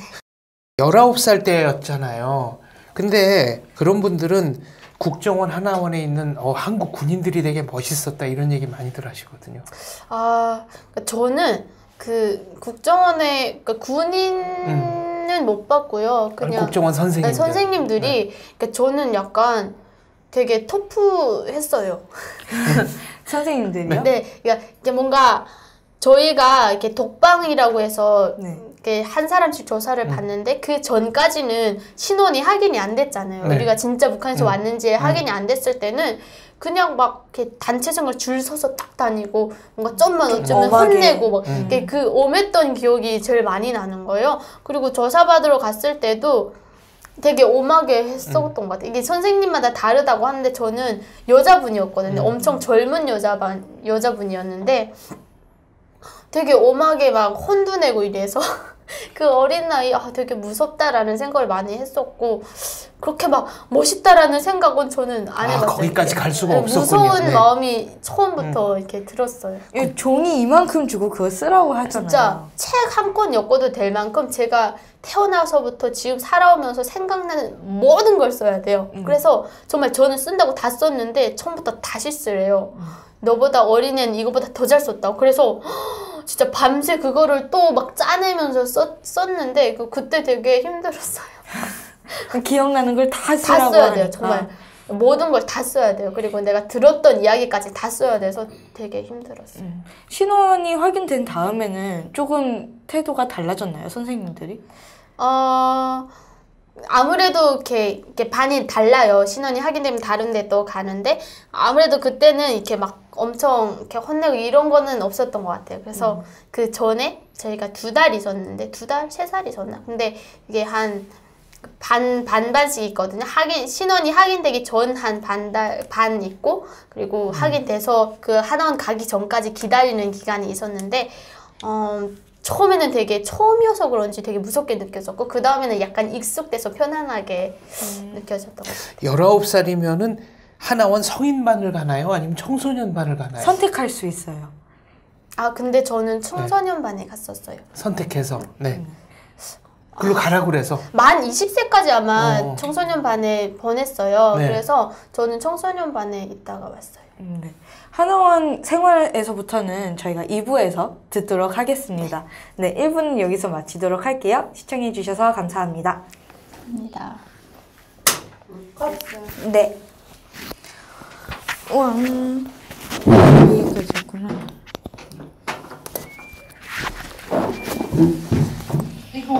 덥다. 아니요? 괜찮아요. 더워요. 근데 얼굴이 근질근질거려갖고. 그렇지. 더워요. 2부에서는 어떤 얘기예요? 정착 과정? 네, 한겨레 학교 하나원에서 한겨레 학교 다니신 거랑 그다음 어쨌든 정착 8년 차잖아요. 그럼 그 중에서 이제 기억나는 것들 처음에 막 실수담이라던가 힘들었다. 네 힘들었던 거 얘기해 가장 주시고. 많이 힘든 게 뭐 언어 뭐 이런. 네. 네, 시청자 여러분 안녕하세요. 탈탈탈 2부로 돌아왔습니다. 2009년에 한국에 딱 도착하셨어요. 네. 지금 정착 8년 차세요. 네. 하나원에서 청소년반 한겨레 학교 다니셨다고 했어요. 가장 기억나는 게 어떤 건가요? 일단 그 버스로 네. 그 한겨레 학교로 이동을 해서 거기서 수업을 마치면 다시 버스로 하나원에 들어오거든요. 근데 그때 학교에 딱 갔는데 거기는 다 저희 같은 그 탈북 학생들이 공부를 하고 있는 거예요. 근데 전 거기서 제 그 고향에서 살던 언니를 만났어요. 그게 너무 신기한 거예요. 고향 근데, 친구. 네, 고향에서는 그 언니가 이렇게 군대에 나갔다라고 소문이 뒀는데 그 한국에 와서 그 학교에서 만난 거예요. 네. 되게 엄청 신기했고 특히 나와 같은 이렇게 탈북한 학생들이 거기 몇백 명 있다는 게 되게 좀 위안이 되셨군요. 그러고 약간 친근감도 있고 되게 좋았어요. 그리고 거기서 또 수업을 이렇게 같이 학생들처럼 했는데 뭔가 나도 빨리 하나원을 벗어나서 이렇게 공부도 하고 싶고 이런 생각을 다니면서 제일 많이 했던 것 같아요. 네. 그러면 딱 나오셔가지고 이모랑 처음에 살기 시작하신 네. 건가요? 처음 정착하면서 어떤 게 가장 힘드셨나요? 저는 하나원을 딱 퇴소하고 5일 만에 편의점에서 아르바이트를 시작했거든요. 5일 만에요? 네, 이야. 그래서 정말 이 생활력. 네. 아무것도 모를 때 시작을 했는데 정말 지하철 타는 법을 이모가 알려줬어요. 근데 이게 뭐 출구도 잘 이렇게 모르고 그냥 지하철 타는 이렇게 찍고 들어가는 그거 있잖아요. 네. 근데 그거를 저는 이렇게 사람이 지나다니는 따로 있는 줄 알았어요. 그래서 이모가 3번째 거기서 딱 찍고 나오는데 거기로만 다녀야 되는 줄 알고 진짜 매번 올 때도 거기 오고 갈 때도 거기 네. 가고 계속 그랬어요. 그거를 몇 달 동안 반복했거든요. 근데 이모랑 한번 또 가는데 다른 데로 가는 거예요. 그래서 다른 데 가도 되나? 약간 그때 그거를 느끼고 그렇게 아무것도 모를 때 정말 편의점에서 아르바이트를 시작하면서 가장 어려웠던 거는 이렇게 말투. 북한 제가 말투. 뭐 다른 데서도 걸치지 않고 그냥 바로 직행으로 오다 보니까 이게 오리지널 북한 말투인 거예요. 근데 함경도 사투리. 함경도 사투리. 근데 그러니까 저는 나름대로 한국어를 저는 막 흉내를 내는 것 네. 같아요. 근데 다른 사람들 보기에는 전혀 아니었던 것 듣는 같아요. 사람은 듣는 억양이 사람들은 남아있으니까. 네, 저는 정말 열심히 막 어서 오세요 막 이랬는데 진짜 딱 어서 오세요란 말 한마디밖에 안 했거든요. 근데 아가씨 어디서 왔어요? 이렇게 물어보는 거예요. 그래서 말도 이런 말 들을 때마다 말을 이렇게 자신감이 점점 떨어지는 거예요. 언어 때문에. 당당하게 함경도에서 왔다 그러면 근데 되잖아요. 처음에는 왠지 모르게 북한에서 왔다라는 거를 숨기고 싶었어요. 그래서 한 1년 동안은 제가 이렇게 말을 안 했어요. 근데 누가 그런 얘기를 들었던 것 같은데 북한에서 왔다고 하면은 뭔가 더 이렇게 사람들이 안 좋게 본다? 그렇게 본다. 그냥 한국 사람이라고 얘기해라. 이래서 강원도에서 왔다라고 얘기하라고 해서 물어볼 때마다 저 강원도에서 왔어 이랬거든요. 네. 어떤 분들은 어쩐지 그러니까 말투가 좀 이상하다 사투리가 이런 있다. 분들 있고 어떤 분은 나 강원도에서 군사복무했는데 강원도만 아니다. 강원도 이런 언어 안 쓰는데 막 그러고 또 제가 어디서 왔단 말도 안 하는데 막 중국 아가씨, 유학생 아가씨라고 그러니까 임의적으로 계속 그렇게 부르시는 분들도 있고 어디서 왔냐라는 말을 제일 많이 들었어요. 한 1년, 2년 동안. 근데 너무 그게 좀 스트레스 받는 거예요, 말투. 근데 그게 제일 어려웠고 두 번째로는 외래어인데 제가 편의점에서 그러니까 5일 만에 딱 갔잖아요. 아무것도 모르는 상태에서 갔는데 진짜 물건이 몇천 가지가 있는데 다 외래어로 쓴 게 진짜 많은 거예요. 음료수도 그렇고 네. 뭐 과자도 그렇고 저는 진짜 그 물건 이름 외우는 게 제일 어려웠어요. 그래서 막 손님들이 막 찾아와서 아가씨 우리 밴드가 어디 있어 이러는데 밴드가 뭔지 몰랐어요. 밴드. 그래서 그 사람한테 생활적인 거. 밴드가 뭐예요라고 물어보기에는 되게 또 그런 거예요. 그래서 그런 거 없어요라고 막 얘기했는데 제 앞에서 가져오는 거예요. 그래서 그때 진짜 얼굴이 빨개져가지고 그러면서 아가씨 한국분 아니죠? 또 이런 말 해요. 그러면 진짜 얼굴이 정말 빨개져가지고 그때부터 막 손님이 없을 때는 매장을 계속 돌면서 이름을 외웠어요. 이거는 밴드, 이거는 뭐. 상품명 같은 것들 네, 다. 그리고 스타킹이 뭔지 몰랐어요. 북한에서는 약간 뭐라 불러요? 살양말, 유리양말, 양말바지 막 이런 식으로 부르거든요. 근데 스타킹이라고 해서 스타킹이 도대체 뭐지? 그러니까 약간 그런 정말 사소한 것? 한국 사람들은 이미 그거를 다 이렇게 생활화되어 있는 걸 저는 이렇게 단어 하나 때문에 이렇게 문장이 이해가 안 될 때가 되게 많았거든요. 외래어? 담배 이름 외우는 게 진짜 어려웠고. 커피만 해도 종류가 많고. 그 종류가 그냥 하나 외우면은 그거 끝인 줄 알았는데 거기서도 또 종류가 나눠져서 세분화되어 엄청 많은 있죠. 거예요. 네. 그래서 그거를 거의 외우는데 몇 달 걸린 것 같아요. 그런 게 초반에는 제일 힘들었어요. 그걸 외웠는데 담배 이름이 바뀌어요 또. 네, 그리고 제품도 계속 바뀌잖아요. 예, 담배도 하나 뭐 팔리아멘트 이러면 그거에 뭐 라이트 있고 뭐 마일드 있고 종류가 되게 많아요. 그래서 외워놓으면은 사람들이 와서 뭐 팔라 하나 주세요 이래요. 팔라는 또 뭐지? 줄여서 얘기하면? 줄여서 얘기하는 거예요. 그래서 저는 일일이 죄송한데 제가 몰라서 그런데 짚어주세요 이래서 이렇게 짚어서 그런 식으로 계속 외우고 그게 한 진짜 몇 달 동안 이어졌던 것 같아요. 처음에는 이모랑 사시다가 가족분들이 2012년 또양 씨가 22살 때 이제 탈북을 해서 왔다고 하셨어요. 또양 씨가 브로커를 보낸 건가요?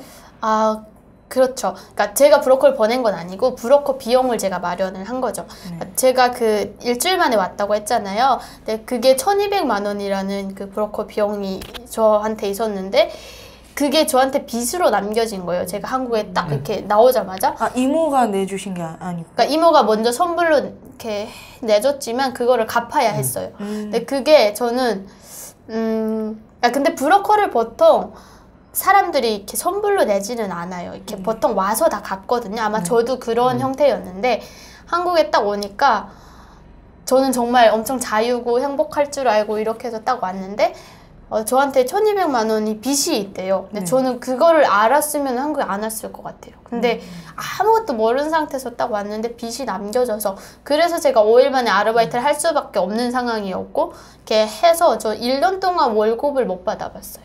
그냥 빚 갚느라고. 네, 한 달에 한 번씩 쉬면서 일했었는데요. 주말도 없이 한 번 쉬면서 일했었는데 그러니까 편의점이 최저임금이잖아요. 제가 있을 때 2009년도만 해도 3,000 몇백 원이었어요. 3,500원인가? 시간당? 네네, 시급이 그랬어요. 근데 그거를 정말 한 달 꼬박 일해도 한 7, 80만 원 됐던 것 같아요. 그래서 그거를 한 번도 월급을 받아 못 보고 제 용돈 5만 원 그때 빼고 나머지는 전부 다 그냥 그러니까 첫 월급을 현금으로 이렇게 주셨어요. 왜냐면 받아보라고. 첫 일한 거니까. 근데 받았다가 바로 돌려줬죠. 그냥 만져보고. 그 이후로 모든 게 다 그냥 1년 동안 그냥 일만 한 거죠. 1년 거의 반 정도 일을 했을 거예요. 그렇게 해서 1년 반 되니까 1년에서 1년 반 사이였던 것 같아요. 그러니까 브로커 비용을 다 갚았다라고. 1년 반 만에 네. 1,200만 원을 그때 정말 5만 원에서 10만 원 월급을 이렇게 용돈만 받으면서 그렇게 생활을 하다가 그때 다 갚았다고 해서 이제는 진짜 나는 이렇게 좀 공부도 하고 싶고 그러니까 제 또래 친구들은 다 대학교를 다니는 거예요. 그래서 너무 부러웠어요. 그 친구들은 저랑 반대로 부모님들이 먼저 와서 친구를 데려온 케이스다 보니까 되게 엄청 막 여유롭게 즐기면서 사는 것 같은 거예요. 근데 저는 이게 한국에 대한 환상이 너무 컸었는데 또 혼자 오셨고. 네, 혼자 왔고 근데 오자마자 그게 다 깨졌고 그러니까 일만 하다 보니까 엄청 약간 후회만 남는 거예요. 내가 이러려고 한국에 왔나? 뭔가 잘 살려고 왔는데 그것도 부모님들 다 속이고 몰래 왔는데 너무 힘들었어요. 그래서 그때 좀 너무 가장 내가 그때 많이 산 건 아니었는데 20 몇 년간 살면서 가장 힘들었던 게 그 시간이었던 것 같아요. 그러니까 북한에서 아무리 힘들었다고 해도 그렇게 육체적이나 정신적 이런 다르죠. 네, 가족들이 있는 가장 힘들었던 게 가족에 대한 그리움과 외로움. 그래서 매일 밤 일 끝나고 집에 와서 침대에서 울었던 것 같아요. 매일 거의. 그러니까 가족 생각이 너무 많이 나고 그런 시간을 계속 보내다가 그러니까 1년 반 동안 일해서 그 빚을 다 갚았는데 제가 엄마랑 일하는 동안 한국에 와서 통화를 자주 했었어요. 근데 제가 힘들다 보니까 엄마한테 계속 얘기를 했었어요. 이렇게 자주는 얘기 못하고 나 사실 한국에 힘들다라고 얘기하니까 엄마가 정말 진지하게 그러면은 엄마가 다시 브로커 비용 될 테니까 북한으로 다시 오라라고 했어요. 그러니까 약간 그럴까라고 생각을 잠깐 했다가 아니야 내가 어떻게 죽음 무릅쓰고 한국에 왔는데 다시 간다는 거는 솔직히 말도 안 되고 아무리 뭐 여기 힘들다고 해도 한국이 훨씬 살기가 좋은 거예요. 그래서 그건 말도 안 되고 그러지 말고 그냥 엄마랑 한국에 오면 안 되겠냐라고 얘기를 했거든요. 근데 정말 지금 생각해보면 부모님들이 저를 위해서 선택을 하신 것 같아요. 한국에 오기로. 왜냐면 부모님들은 거기서 이미 자리를 잡고 계셨고 그렇게 막 어렵게 사시는 것도 아니었고 그 자리를 어느 정도 안정이 되고 있었는데 제가 혼자 외진 땅에 가서 힘들다고 하니까 저를 위해서 선택을 해서 가족들이 그때 오겠다고 결심을 하게 된 거죠. 근데 가족들이 오겠다고 했을 때 저는 정말 공부를 하려고 결심을 했다가 왜냐면 가족들도 분명히 한국에 대한 환상이 있어요. 그러니까 북한에서는 그럴 수밖에 없거든요. 이렇게 현실을 잘 모르니까. 근데 딱 왔을 때 또 이렇게 브로커 비용 갚아야 되고 이러면은 너무 부모님들이 이렇게 실망하실 것 같은 거예요. 그래서 내가 좀 이렇게 힘들더라도 이거는 갚아줘야겠다 싶어서 그때 또 한 2년 반 또 일을 해서 1,800만 원을 모았어요. 그때는 저는 직행으로 진짜 중국에서 바로 왔지만 부모님들은 태국으로 돌아오셨거든요. 근데 그때가 한 사람당 600만 원씩 들었어요. 그래서 600만 원씩 들면 1,800만 원이 필요하다고 해서 그렇게 제가 브로큰 병을 지불하고 네, 부모님과 오빠까지 3명이서 왔죠. 근데 정말 무사히 와서 너무 감사한 것 같아요. 네. 2012년 그럼 2012년에 딱 하나원에서 나오신 건가요, 가족분들이? 네네, 2012년에 나오셨어요. 그럼 하나원에 혹시 면회도 가셨어요? 네, 저는 오빠 이렇게 남자 하나원이랑 여자 하나원이 따로 있잖아요. 근데 정말 남자 하나원에 딱 갔는데 제가 진짜 연예인이 된 줄 알았어요. 왜요?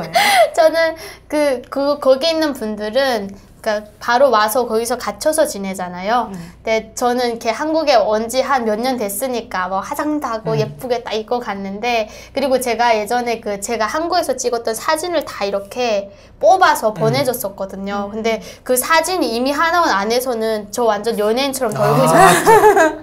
다 돌려서 보고 이제 그랬구나. 네, 다들 막 이거 누구다라는 걸 네. 그러니까 저는 모르는데 사람들이 다 알고 있었던 거예요. 또 향이가 온다. 네. 네. 그래서 딱 갔는데 막 완전 난리가 다 인사하고 막 나는 모르는데 막 오빠 그러는 게 이거 사진을 자기가 다 이렇게 자랑했대요.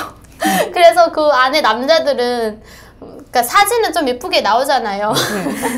그래서 되게 막 엄청 소리 지르고 휘파람 불고 그래요. 아니, 그 정도 이렇게 자유가 그 정도는 없었는데 그래도 이렇게 정말 많이 막 그래서 약간 연예인 된 기분이었고 되게 좋았어요. 얼마 만에 만나신 거였어요? 아, 제가 그때 아버지랑 3년 반 만에 만났는데 저는 정말 오빠를 만났을 때 엄청 눈물이 나올 줄 알았거든요. 근데 생각보다 그냥 뭐 몇 달 떨어졌다 만난 것처럼 오빠랑은 그렇게 편하게 만났고 아빠랑 엄마를 봤을 때 눈물이 되게 많이 났어요. 왜냐면 엄마가 3년 반을 못 봤는데 정말 많이 늙은 거예요. 주름이 정말 많이 져서 내가 알던 그 3년 전에 엄마랑 정말 많이 달라져 있어서 저는 약간 그때 속상했던 게 이렇게 나 때문에 많이 울어서 저렇게 늙지 않았나라는 그런 죄책감도 좀 들었고 엄마를 만났을 때 정말 많이 마음이 아팠어요. 어머니는 또양 씨를 만났을 때 어떻게 하시던가요? 어머니도 많이 우셨나요? 네, 엄마도 되게 많이 울었는데요. 아무래도 이렇게 3년 반에 저의 이렇게 어린 모습을 기억했던 것 같아요. 그 학교 갓 졸업하고 근데 이제 막 10대에, 화장도 하고 완전 이제는 이쁘게 아가씨가 돼서. 성인이 된 것 같은 그런 처음에는 낯설어했어요. 처음 만났을 때는 되게 서먹서먹했어요. 이게 3년 반을 떨어져 있었는데 이렇게 서먹서먹 하더라고요. 처음에는 그러다가 또 몇 달 지나니까 다시 이렇게 돌아오긴 했는데 엄마도 많이 울었죠. 그러면 부모님과 이제 오빠가 오신 다음에는 가족분들이랑 같이 생활을 하게 되신 건가요? 네네, 그렇죠. 생활에 그런 변화가 컸겠네요. 이모랑 살 때랑 뭐가 달라졌어요? 일단 이렇게 이모가 아무리 저한테 잘해준다고 해도 가족이랑은 다른 것 같아요. 느낌이 다르죠. 그러니까 왜냐면 제가 느끼는 것 자체가 가족하면 뭔가 편안함이 있는데 이모가 아무리 잘해준다고 해도 약간 눈치 보이고 이렇게 불편한 그런 게 있어요. 항상 뭔가를 이렇게 눈치를 봐야 되고 이런 것 때문에. 근데 가족과 살면서 일단 그런 가장 좋았던 게 엄마가 이렇게 처음 와서 북한식으로 요리를 딱 해줬을 때 집 문 열고 딱 들어가는데 뭔가 음식 냄새가 나고 그래도 익숙한 냄새가. 네, 그리고 딱 먹었는데 정말 북한에서 해주던 그런 북한식 음식을 딱 해줬을 때 정말 이게 너무 행복하구나. 근데 정말 행복했어요. 이게 정말 가족이 소중함 그거를 다시 한번 느꼈고 그때 가장 행복했고 변화라고 하면은 부모님들이 거의 50년 가까이 거기에서 사시고 정착하시다 보니까 한국에 저 처음부터 다시 시작해야 되잖아요. 근데 거기에서 많이 어려워하시는 거예요. 특히 북한에서는 매일 막 일해야 되지 않아도 돼요. 엄마 같은 경우에는 장사할 때 그냥 뭐 한 번 해서 이렇게 한철 장사하셨으니까. 그런 걸 많이 했었는데 한국에 오니까 일을 계속 해야 되고 또 부모님들이 나이가 있다 보니까 어디서 받아주는 데가 없어요. 그래서 뭐 식당이나 편의점이나 이런 서비스직밖에 하면 안 되고 약간 그런 것 때문에 부모님이 한 6개월가량 되게 힘들어하셨어요. 적응하는데 정말 힘들어하셨어요. 약간 후회도 많이 하셨던 것 같아요. 그냥 우리는 그냥 자식 때문에 왔다라고 얘기도 많이 하셨고 되게 힘들어 하셔서 그런 걸 볼 때 약간 아 나는 괜히 데려왔나라는 생각이 들었어요. 오히려 부모님은 북한에서 살 때가 더 행복하지 않았을까라는 생각 때문에 좀 한국에 이렇게 이 좋은 세상을 그래도 같이 살고 싶어서 왔는데 부모님한테는 너무 힘들어 하시는 모습 처음부터 보고 다시 시작해야 되니까. 네, 그거에 처음에는 약간 좀 미안하기도 했었던 것 같아요. 오빠분은 잘 정착하던가요? 오빠는 뭐 이제는 오빠는 또 북한에서도 대학교 다녔었거든요. 그래서 한국 와서도 지금 대학교 다니고 있고 젊은 사람들은 아무래도 정착하는 게 좀 낫죠. 빠른 것 같아요. 금방. 네. 그럼 가족분들이 오고 나서 또양 씨는 어떤 게 변화했나요? 그러니까 저는 일단 가족이 딱 오고 나서 안정이 되니까 이제는 내가 하고 싶은 걸 해야겠다라는 생각이 드는 거예요. 이제까지는 제 삶이 없었던 것 같아요. 늘 브로커 비용을 갚아야 됐고 돈 벌고. 그냥 계속 뭔가 그게 목적이었다면 이제는 나도 공부하고 싶다라는 생각을 그때 딱 들었어요. 가족이 온 다음에. 근데 여기서도 약간 고민이 됐던 게 가족이 처음에 딱 왔는데 일할 수 없잖아요. 근데 당장 살아가야 되는 돈은 필요하고 그래서 저희 같은 사람들이 한 곳에서 1년 이상 일하면은 그 국가에서 지원금이 나와요. 네. 근데 그거를 제가 그때 만 20세부터 탄다고 해서 제가 4년 가까이 일했음에도 불구하고 나머지는 나이가 해당 안 돼서 못하고 1년 정도 그 금액을 받았었어요. 그거를 브로커 비용에 보탰었는데 이제 한 1년만 더 일하면 더 큰 금액을 받을 수 있으니까 부모님들이 약간 그걸 1년만 더 일해서 이렇게 하는 게 어떻겠냐라는 거 이모도 그렇고 그것 때문에 고민을 되게 많이 했었어요. 내가 또 1년을 이렇게 일을 해야 되나? 라는 생각을 했었는데 공부가 너무 하고 싶은 거예요. 전 더 나이 들기 전에. 그래서 그냥 이거 포기하고 나 공부하고 싶다고 이래서 몇 달, 한 2달 정도 더 일하다가 아예 때려치고 그 대안학교에 가서 대입 준비를 시작했죠. 그래서 그때 한 1년 반 정도 대입 준비하다가 대학교를 가게 됐어요. 대입 준비하면서는 어떤 게 가장 기억에 남으세요? 가장 일단 힘들었던 게 영어인데요.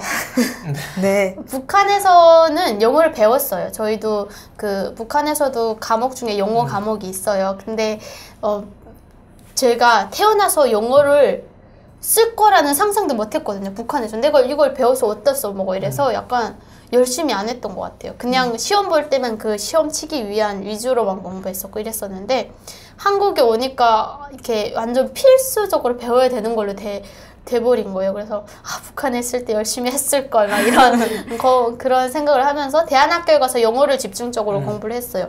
일단 가장 기초부터 시작을 했던 것 같아요. 정말 기초부터 시작해서 1년 반 동안 뭐 영어 그리고 뭐 필요한 그 대학 가서 필요한 논술이나 이런 것들 위주로 거기서 많이 배웠었고 가장 기억 남는 게 영어인 것 같아요. 영어 못해서 영어 공부가 가장 어려우셨군요. 네. 그게 혹시 대학교 와서도 그게 가장 어렵나요? 그쵸. 언어가? 수업을 듣는데 솔직히 아직도 좀 어려운 게 있긴 해요. 근데 수업을 듣는데 교수님들은 아무렇지 않게 쓰는 것 중에 영어 단어 되게 많이 써요. 근데 당연히 알아듣겠지라고 쓰는데 못 알아듣거든요. 그래서 그거를 막 적어놨다가 이렇게 찾아보기도 하고 이런 식으로 하는데 대학교 와서도 여전히 영어는 많이 어려워요. 가톨릭 대학교 사회복지학과 지금 3학년이세요. 네. 사회복지학과를 선택한 계기가 있나요? 저는 그러니까 한국 와서 계속 일을 하고 또 북한에서는 꿈이라는 게 없었어요. 그러니까 제가 한국 와서 가장 당황했던 게 만나는 사람마다 너 꿈이 뭐니라고 했을 때 되게 당황했거든요. 꿈이라는 걸 약간 꿔본 적이 없었던 것 같아요. 그리고 한국 와서 4년 동안 또 일하면서 그냥 가족을 데려오는 게 꿈이었어요. 그때는. 근데 가족을 다 데려오고 나니까 내가 뭘 해야 되지라는 고민을 되게 많이 했어요. 그거를 찾는 게 되게 어려운 거예요. 근데 부모님들은 어디서 들었는지 간호학과에 가라. 네. 간호학과 가면 취직 잘 되고 돈 잘 벌 수 있다라고 하는 거예요. 그래서 대안학교 가서 간호학과 간다고 공부했어요. 근데 막 생물 이런 거 배우고 하는데 너무 어렵죠. 저랑 너무 안 맞는 거예요. 내가 과연 이거를 이렇게 내가 이렇게 힘들어하는 걸 가서 잘할 수 있을까에 대한 실습도 해야 되고 고민도 되게 많이 들어서 일단 부모님이 너무 적극 추천해서 간호학과로 그러니까 저희는 7월에 수시로 넣거든요. 근데 간호학과로 한 4개? 3개 정도 넣었어요. 근데 솔직히 이렇게 마음이 그렇게 내키진 않았는데 넣었어요. 근데 다 떨어진 거예요. 근데 오히려 아쉽다보다 차라리 잘 됐다라는 생각이 들었어요. 근데 나이가 여느 그냥 일반 대학생들보다 나이가 많다 보니까 빨리 가는 게 급하긴 했어요, 대학교를. 그래서 그때 대안학교 다니면서 설옥도에 봉사를 가본 적이 있었거든요. 네. 어떤 봉사? 그 설옥도에는 그 나병 환자들이 사시는 곳인데 거기에서 봉사를 하면서 한센병? 네, 한센병 환자죠. 그 어르신들 막 청소도 해드리고 이렇게 발도 주물러드리고 이런 봉사를 한 2박 3일 동안 했는데 그 중에 북한에서 오신 분이 계신 거예요. 근데 그분 북한에서 많이 오셨는데 다 돌아가시고 지금 한 분이 남으셨어요. 근데 몸도 정말 많이 아프시고 근데 그분이랑 정말 북한 이야기 많이 하고 이렇게 서로 이야기하다 보니까 그 시간이 저한테는 정말 의미 있었어요. 정말 좋았었고 그래서 돌아오는 길에 나는 이런 일을 해야겠다라는 그때 완전 꽂혔었어요. 그래서 오자마자 바로 학교를 찾아보니까 7월에 보통 다 끝나는데 9월에 넣는 학교가 몇 개 있었어요. 그 중에 가톨릭 대학교가 있어서 사회복지학과로 지원하게 됐죠. 근데 정하게 됐던 계기가 설옥도 봉사가서였던 것 같아요. 학교 생활을 하면서 가장 기억에 남거나 아까 힘든 거는 뭐 외래어라고 하셨는데 지금 가장 기억나는 건 어떤 게 있나요? 일단 처음 학교에 딱 갔는데 저는 이렇게 또래 친구들은 당연히 제가 나이가 많다라는 생각을 못하고 당연히 그냥 같이 온 친구겠지 하고 막 20대 초반 반말하고 막 이래서 그냥 그렇게 했었는데 수업을 같이 듣잖아요. 듣는데 발표하는 시간이 있었어요. 근데 제가 북한에서 왔다라는 걸 밝히지 않았었거든요. 처음에 한 일주일 정도는. 근데 그러다 보니까 이 친구들이랑 말을 할 때 대화가 안 통하는 거예요. 왜냐면 막 처음 만나다 보니까 뭐 학교 어디 나왔어, 뭐 고등학교에 대한 이야기도 하고 막 애니메이션 뭐 이런 얘기도 하는데 저는 하나도 못 알아듣겠고 본 것도 없고 들어본 적도 없는 거예요. 그래서 이렇게 발표하는 시간이 있었는데 자기소개하는 시간이 있었는데 나가서 저는 북한에서 왔다라고 바로 얘기를 하고 이렇게 저를 완전 오픈했어요. 그러니까 친구들이 되게 많이 놀라고 이렇게 나이도 일단 오픈을 하고 하니까 되게 많이 놀라고 오히려 얘기를 안 했을 때보다 더 친해졌어요. 그래서 나는 지금도 항상 어느 수업에 가든 지금도 저는 그냥 대놓고 계속 밝히거든요. 북한에서 왔다. 뭘 할 때마다 밝혀요. 당당하게. 당당하게 그냥 저 북한에서 왔다라고 항상 밝혀요. 근데 힘들었던 거는 수업 토론하는 수업이 있었어요. 이건 필수로 들어야 되는 수업인데 토론이라는 걸 태어나서 한 번도 해본 적이 없어요. 늘 주입식 교육만 받았었고 내 의견을 이렇게 말한다는 게 정말 익숙지 않거든요. 늘 그냥 정해진 답을 항상 얘기하는 거에 익숙했었는데 뭔가 내 주장을 펼쳐야 되는 거예요. 그게 정말 어려웠어요. 내 주장을 어떻게 펼쳐야 되지? 어떻게 펼쳐야 되는지도 몰랐었고 그게 학교 가서 제일 어려웠고 두 번째는 시험이나 이런 글 쓸 때 서술하는 거잖아요. 그냥 그렇죠. 네, 근데 서술하는 게 또 어려운 거예요. 내가 내 이야기를 내가 풀어서 써야 되는데 그리고 그 질문을 읽고 그거에 대한 내 생각을 써야 되는데 내 생각을 쓰는 게 어려웠어요. 북한에서는 내 생각을 함부로 이렇게 말할 수 없거든요. 그래서 항상 그거에 이미 익숙돼 있었는데 한국에 오니까 거의 그런 시스템이 많아서 좀 공부하는 한 1학년 1년 내내는 그런 거에 적응하는 과정이었고 레포트 쓰고 이런 거 누가 알려주는 사람도 없었고 막 그래서 컴퓨터를 활용해서 또 PPT라든지 그런 레포트라든지 그런 게 또 많잖아요. 네, 그래서 PPT 만들고 이런 것도 되게 어려워서 학교 다니면서 막 독학으로 계속 배우면서 그렇게 학교를 다녔던 것 같아요. 동급생들이 좀 안 도와줬어요? 동급생들이 이제 언니 왔다는 누나 이렇게 알고. 밝힌 다음에 네, 밝혔는데 제가 막 좀 도와줘 했어야 되는데 그런 말을 그게 못하고 또, 네. 이게 북한 사람들이 특징이 좀 그런 게 있는 것 같아요. 그냥 스스로 항상 혼자서 뭔가를 자력갱생 혼자서 해결해야 되는 게 몸에 배다 보니까 혼자서 하다가 진짜 안 되면 마지막에 이렇게 도와달라고 하는 거예요. 그래서 늘 그냥 도움을 안 받고 어떻게든 인터넷 찾아봐서든 어떻게든 혼자서 해결을 하려고 했던 것 같아요. 그게 좀 많이 어려우셨겠어요. 네. 그러면 지금 아까 우리온이라는 단체에서 또 일을 하신다고 네. 이거 어떤 단체인가요? 우리온은 탈북민들이 이 땅에서 정착을 하기 위해서 도와주는 단체인데요. 탈북민이 한국에 지금 3만 명 가까이 있잖아요. 네. 근데 정말 그분들 중에 60대 나이 드신 분들이 되게 비율이 많다고 하더라고요. 근데 그분들은 북한에서 인터넷을 접한 적도 없고 드라마를 보고 온 것도 아니고. 네, 그러니까 인터넷 지금 한국에선 정보화 시대인데 모든 게 다 인터넷으로 이렇게 나오잖아요. 근데 그런 특히 저희 탈북민들에게 필요한 정착에 필요한 정보들이 공공기관이나 뭐 이런 단체들에서 되게 많이 나와요. 뭐 주택공지 그리고 뭐 취업 정보, 장학금 뭐 정말 필요한 정보들이 되게 많이 나오는데 그걸 알아야 찾아가는 그러니까 거죠. 알아야 네. 찾아가잖아요. 그러니까 정말 그 혜택을 받는 분들만 계속 받는 거예요. 나머지 분들은 전혀 모르고 있어서 이거의 심각성을 약간 깨닫고 모든 분들에게 다 정보를 좀 쉽게 접해주자라고 해서 많은 분들이 핸드폰, 스마트폰은 누구나 다 요즘 가지고 있잖아요. 그래서 그 스마트폰 SNS로 정보들을 쉽게 찾아볼 수 있게 해주자라고 해서 카카오 스토리와 페이스북으로 지금 그 모든 정보들 탈북민들에게 필요한 모든 정보들을 정착에 필요한 네, 정보들. 뭐 의료 지원 뭐 이런 다 무료로 혜택이 되는 정보들을 한 곳에 다 모아서 지금 제공해주고 있어요. 그래서 알람으로도 받아보실 수 있고 그냥 카카오 스토리 딱 들어가면 모든 걸 한 곳에서 받아볼 수 있으니까 쉽게 받아볼 수 있잖아요. 그런 정보를 제공해주고 또 멘토링 탈북민들이 살아가면서 정말 사소한 것도 어떻게 해야 될지 모르는 게 되게 많아요. 어디다 물어볼 수도 없고 그래서 그런 분들이 좀 쉽게 좀 도움을 받으라고 또 이렇게 얼굴을 맞대고 상담하거나 이런 거를 되게 어려워하시는 분들이 많더라고요. 부담스러울 수 있죠. 네, 인터넷으로 그냥 약간 문자 보내듯이 이렇게 질문을 해서 답변을 받고 이런 식으로 멘토링 서비스도 지원해주고 있고 탈북민들이 정말 정착하기 필요한 모든 이런 정보들 제공해주는 단체. 이 우리온이라는 이름의 뜻은 뭔가요?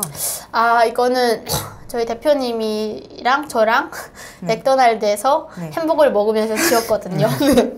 근데 후보가 여러 개 있었는데 뭔가 대표님이 우리라는 단어를 되게 쓰고 싶어 하셨어요. 특히 탈북민들 우리가 이 땅에서 남한에서 좀 온이라는 게 용어원이거든요. 네. 자, 뭔가 좀 우리가 켜지고 싶다. 켜져서 이렇게 밝힌다라는 온전하다가 온 오프의 그 온 네. 영어. 네. 그래서 우리가 켜진다라는 의미에서 우리온이라고 지었어요. 이게 한지는 얼마나 되셨나요? 이게 2015년 8월 18일에 처음 시작을 했어요. 그래서 지금 횟수로는 3년 정도 됐죠. 3년 정도? 그럼 또양 씨가 하시는 일은 뭐예요? 저는 여기서 주로 그 정보들을 찾아서 올리고 있고요. 정보를 찾다 보니까 저희 관련된 북한 관련된 단체들이 거의 한 40여 개의 공공단체가 있더라고요. 근데 그 기간에서 매일 정보가 나오는 건 아니잖아요. 그래서 매일 그 40여 개 공공단체를 3번 정도를 체크를 해서 거기서 정말 이거는 탈북민들에게 진짜 필요하겠다라는 정보를 저희가 얻어서 하루에 3개 이상씩 정보를 계속 올려드리고 있거든요. 그래서 저는 정보를 찾아서 올리는 역할을 하고 있고 또 두 번째로는 이렇게 정보를 올려주면은 거기에 솔직히 다 내용이 나와 있어요. 이거는 어떤 거는 어떻게 제출해야 된다를 다 나와 있는데 이렇게 좀 나이 드신 분들이나 이런 분들은 또 전화해서 이거 물어보시죠. 봐도 몰라요. 네. 이거를 어렵죠. 다 적혀 있는데 이거를 어떻게 신청했는지 또 몰라요. 그래서 저희는 그 카카오톡으로 상담을 1대1 상담을 하고 있거든요. 거기도 또 이렇게 이건 어떻게 해요? 어떻게 해요? 물어보거든요. 그러면 그 신청 방법부터 시작해서 일일이 상담해주고 상담 선생님 일도 하고 계시네요. 이렇게 상담까지 해주고 있어요. 그런데 단체를 운영하려면 아무래도 돈이 들어요. 그렇죠. 어떻게 운영비는 마련하나요? 지금은 저희 거의 1년 반 정도는 저희가 아르바이트를 하면서 그리고 또 본인 돈 시간. 네. 대표님 같은 경우에는 예전에 이렇게 벌어놨던 모든 돈을 다 자비로 써가면서 그렇게 대단하시네. 운영을 했었어요. 아이고. 왜냐면 이게 필요하다라고 느껴서 네. 이렇게 뭔가 돈을 벌고 이런 게 아니라 저희는 우리 젊은 사람들이 좀 이곳에 있는 탈북민들을 돕고 싶다라고 해서 시작을 한 거거든요. 그래서 1년 반 동안은 정말 자비를 다 써가면서 이렇게 했었는데 지금은 어느 정도 탈북민들 사이에서는 우리원 하면은 좋은 단체라는 좋은 정보를 주는 단체라는 그런 이미지가 인식이 되어 있어서 그분들이 이렇게 회원으로 많이 들어가 있다 보니까 지금은 탈북민들이 가장 많이 활동하고 활발하게 활동하는 단체로 인식이 되어 있어요. 그러다 보니까 뭐 북한 관련, 탈북민 관련 행사를 하거나 이런 단체들에서 가끔 이렇게 홍보를 해달라라고 홍보비를 주면서 홍보를 해달라는 단체도 있어서 그런 홍보비가 있고요. 그리고 뭐 설문조사 같은 경우에도 탈북민들한테 설문조사를 되게 많이 하고 싶어하는 단체나 기관, 단체, 기관이나 개인, 개인이나 이런 많이 있는데 그분들이 탈북민들 만나서 설문조사하는 걸 되게 어려워하세요. 일일이 만나서 어디 있는지를 네. 모르니까. 어디 있는지도 모르니까. 네. 그래서 어떤 분은 한 몇 달 동안 100명을 받아야 되는데 몇 달 동안 정말 일일이 찾아다녔는데 50명밖에 못 받아서 기한은 지금 정해져 있는데 거의 울상이 되어 있다가 우리원한테 찾아온 거예요. 그래서 우리가 올렸는데 한 이틀 만에 50명이 다 찼어요. 그래서 조사 용역비. 네, 영역비를 어느 정도 사례금 조금씩 지급하고 그런 곳에서 또 이렇게 알려지다 보니까 찾아와서 해달라 하면서 비용을 좀 드리고 이래서 그런 비용도 좀 있고 뭐 후원을 조금씩 좋은 일 하고 있으니까 해주시는 분들도 있고 해서 지금은 현재는 뭐 풍족하진 않지만 그렇게 조금씩이라도 그렇게 받아서 운영을 하고 있어요. 저희가 영상 밑에 그 이 우리원 홈페이지를 주소를 걸어놨어요. 거기 들어가시면 이제 후원도 해주실 수 있습니다. 회원가입은 탈북민만 할 수 있는 건 아니죠? 누구나 할 수 있는 건가요? 네, 회원가입은 누구나 할 수 있고요. 회원가입란에 들어가면은 탈북민이냐 아니면 일반 회원이냐 구분이 되어 있어요. 그래서 그걸 구분해서 하면은 되고 또 저희가 멘토도 신청을 받고 있어요. 정말 각 영역에 필요한 정착에 도움을 또 줄 수 네, 있는. 또 탈북민들에게 관심이 있고 도움을 주고 싶다 하는 정말 각 영역의 분야에 있으신 분들을 멘토로 모집하고 있으니까 자원봉사. 네, 다 그 탈북민들에게 관심이 있고 또 도움을 주고 싶으신 분들은 멘토로 신청해 주시면 좋을 것 같습니다. 네, 많은 신청 부탁드립니다. 너무 좋은 단체여서. 중요한 거 하나 빼먹었네요. 네. 후원금도 받으시는 거죠? 네, 후원금 내고 싶은 분들은 어떻게 내시면 됩니까? 저희가 후원 계좌가 따로 있어요. 저 우리원 인터넷에 우리원이라고 치고 들어가시면은 거기에 뭐 후원금 거기 내역에 가시면 후원하는 방법이 자세히 적혀져 있으니까 네, 후원도 후원도. 많이 해주세요. 후원 많이 부탁드립니다. 네. 또양 씨 그 일을 하시면서 가장 보람을 느낄 때가 언제예요? 저는 그 탈북민들이 저희는 가장 많이 이용을 하시는데 거의 99%가 탈북민이 이용을 하시는데 그분들이 감사 문자를 그렇게 많이 보내주세요. 저희가 이거를 돈을 받으면서 하는 것도 아니고 이렇게 좋은 의미로 한다라는 이야기를 저희가 했어서 그런지 모르겠는데 정말 탈북민들이 저희가 지금까지 1년 한 2년 정도 일하면서 받았던 감사 문자를 세워봤는데요. 거의 723건인가 그런 감사 문자를 받았어요. 네, 정말 그런 문자를 볼 때 너무 힘이 나고 보람이 드는 거예요. 그리고 그러니까 우리원 때문에 약간 희망이 생긴다. 이런 이야기도 되게 많이 해주시고 응원의 문자를 되게 많이 보내주셔서 솔직히 이렇게 돈을 받으면서 하는 것도 처음엔 아니었기 때문에 힘들었었는데 그런 문자 덕분에 힘이 나서 이거는 진짜 해야 되는 일이구나. 꼭 필요한 일이구나를 느껴서 그런 감사 문자를 보내고 특히 같은 고향 분들한테 응원을 받는다는 게 정말 보람있고 네, 보람찼던 것 같아요. 학교 생활을 하면서 일까지 하시려면 24시간이 모자르시겠어요.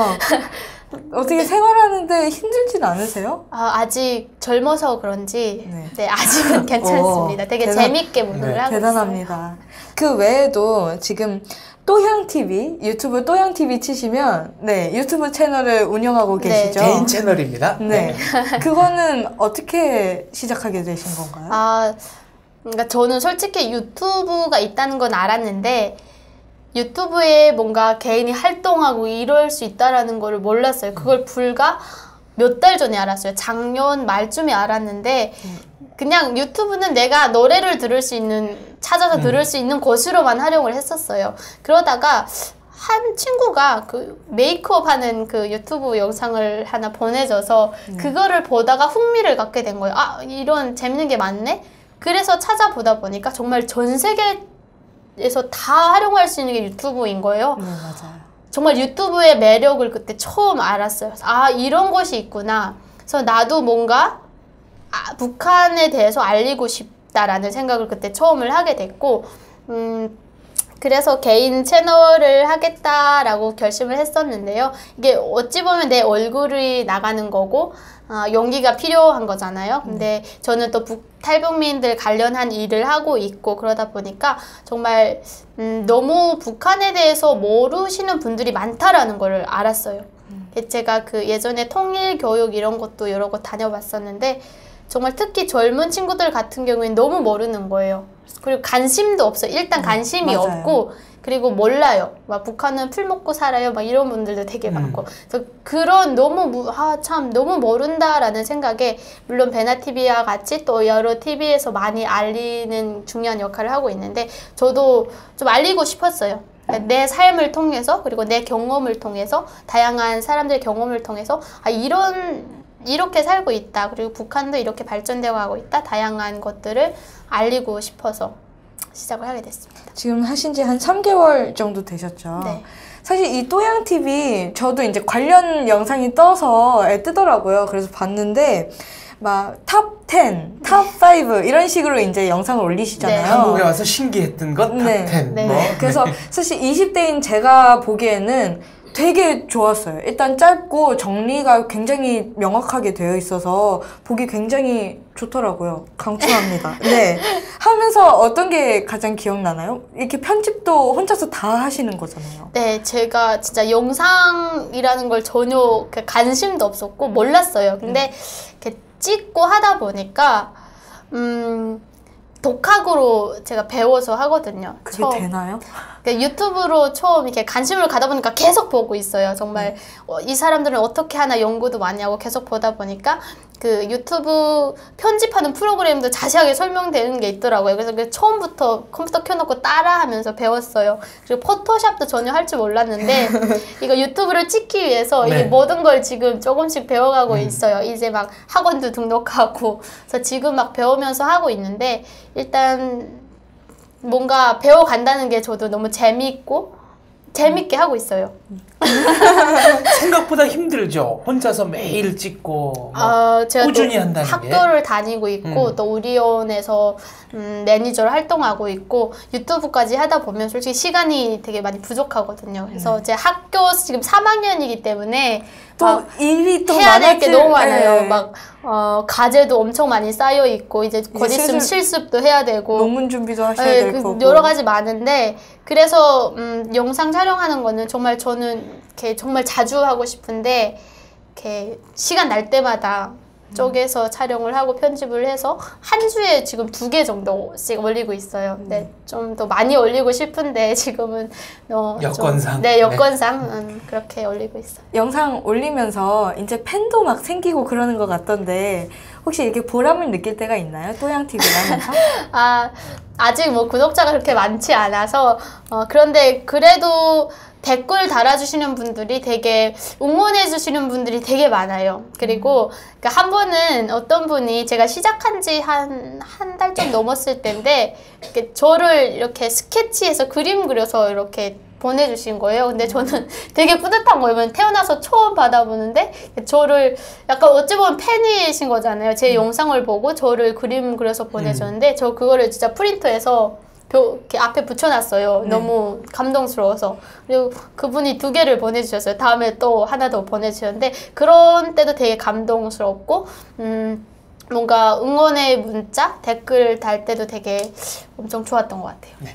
유튜브에 또향 TV를 치면 네, 바로 나옵니다. 네, 구독 네. 많이 해주세요. 아, 그리고 그러면 지금 이렇게 많은 일들을 하시잖아요. 앞으로 어떤 큰 목표나 꿈 같은 게 있으신 건가요? 아, 저는 일단 북한에서 왔고, 또 지금 하고 있는 게 늘 북한 탈북민들을 돕는 일을 하고 있잖아요. 근데 제가 전공도 사회복지예요. 그래서 저는 앞으로도 이 탈북민들을 돕는 일을 꾸준히 하고 싶어요. 그리고 이 탈북민들이 이 땅에서 잘 정착해서 사셨으면 좋겠어요. 그러니까 제가 이렇게 이 뉴스를 보고 되게 충격을 받았었는데요. 탈북민들이 5명 중 1명은 자살하고 싶다라고 생각을 한대요. 그래서 찾아보니까 실제로 이렇게 한국이 OECD 국가 중에 자살률 1위인데 그 중에서 탈북민들 자살률은 한국보다 3배가 많다고 하더라고요. 네, 물론 수적으로는 작은 숫자일 수도 있지만 비율로는 비율 봤을 때 네. 저는 정말 이렇게 충격을 받았어요. 왜냐면 이렇게 정말 자유를 찾아서 죽음을 무릅쓰고 이 땅에 왔는데 목숨을 걸고 와서 네, 이 땅에서 다시 그런 선택을 한다는 거에 대해서 얼마나 힘들면은 그럴까. 왜냐면 저도 겪어봤기 때문에 그분들의 심정을 어느 정도는 알 수 있을 것 같고, 그래서 이분들이 이 땅에서 정말 잘 정착해서 살아야겠다라는 생각을 정말 많이 하거든요. 그래서 그러기 위해서 정말 돕고 싶어요. 그래서 그런 일을 앞으로도 꾸준히 할 것 같고요. 그리고 정말 탈북민들이 이제 통일이 만약에 되었을 때 가장 정말 중간다리 역할을 잘 할 수 있는 게 탈북민이라고 생각을 하거든요. 한국에서도 생활을 해봤고 북한에서도 경험이 있기 때문에 이게 통일이 되었을 때 가장 징검다리 정말 중요한 역할을 할 수 있는 분들이기 때문에 그분들을 어떻게든 잘 돕는 게 정말 가장 큰 역할이 아닐까 생각이 들어서 저는 앞으로도 꾸준히 그분들을 돕고 또 알리는 그런 역할을 할 그런 꿈을 갖고 있습니다. 네. 대단하십니다. 통일 이후에도 할 일이 많으시네요. 그렇죠. 네. 더 많아지는 것 많아지겠네요. 같아요. 네. 특히나 사회복지 전공이시면 네, 그렇죠. 네. 지금 아직 27살밖에 안 되셨잖아요. 젊은 나이인데 대단하다는 생각이 저는 계속 드네요. 오늘 이렇게 탈북하게 된 계기부터 쭉 얘기를 해주셨는데 출연 소감도 한마디 해주세요.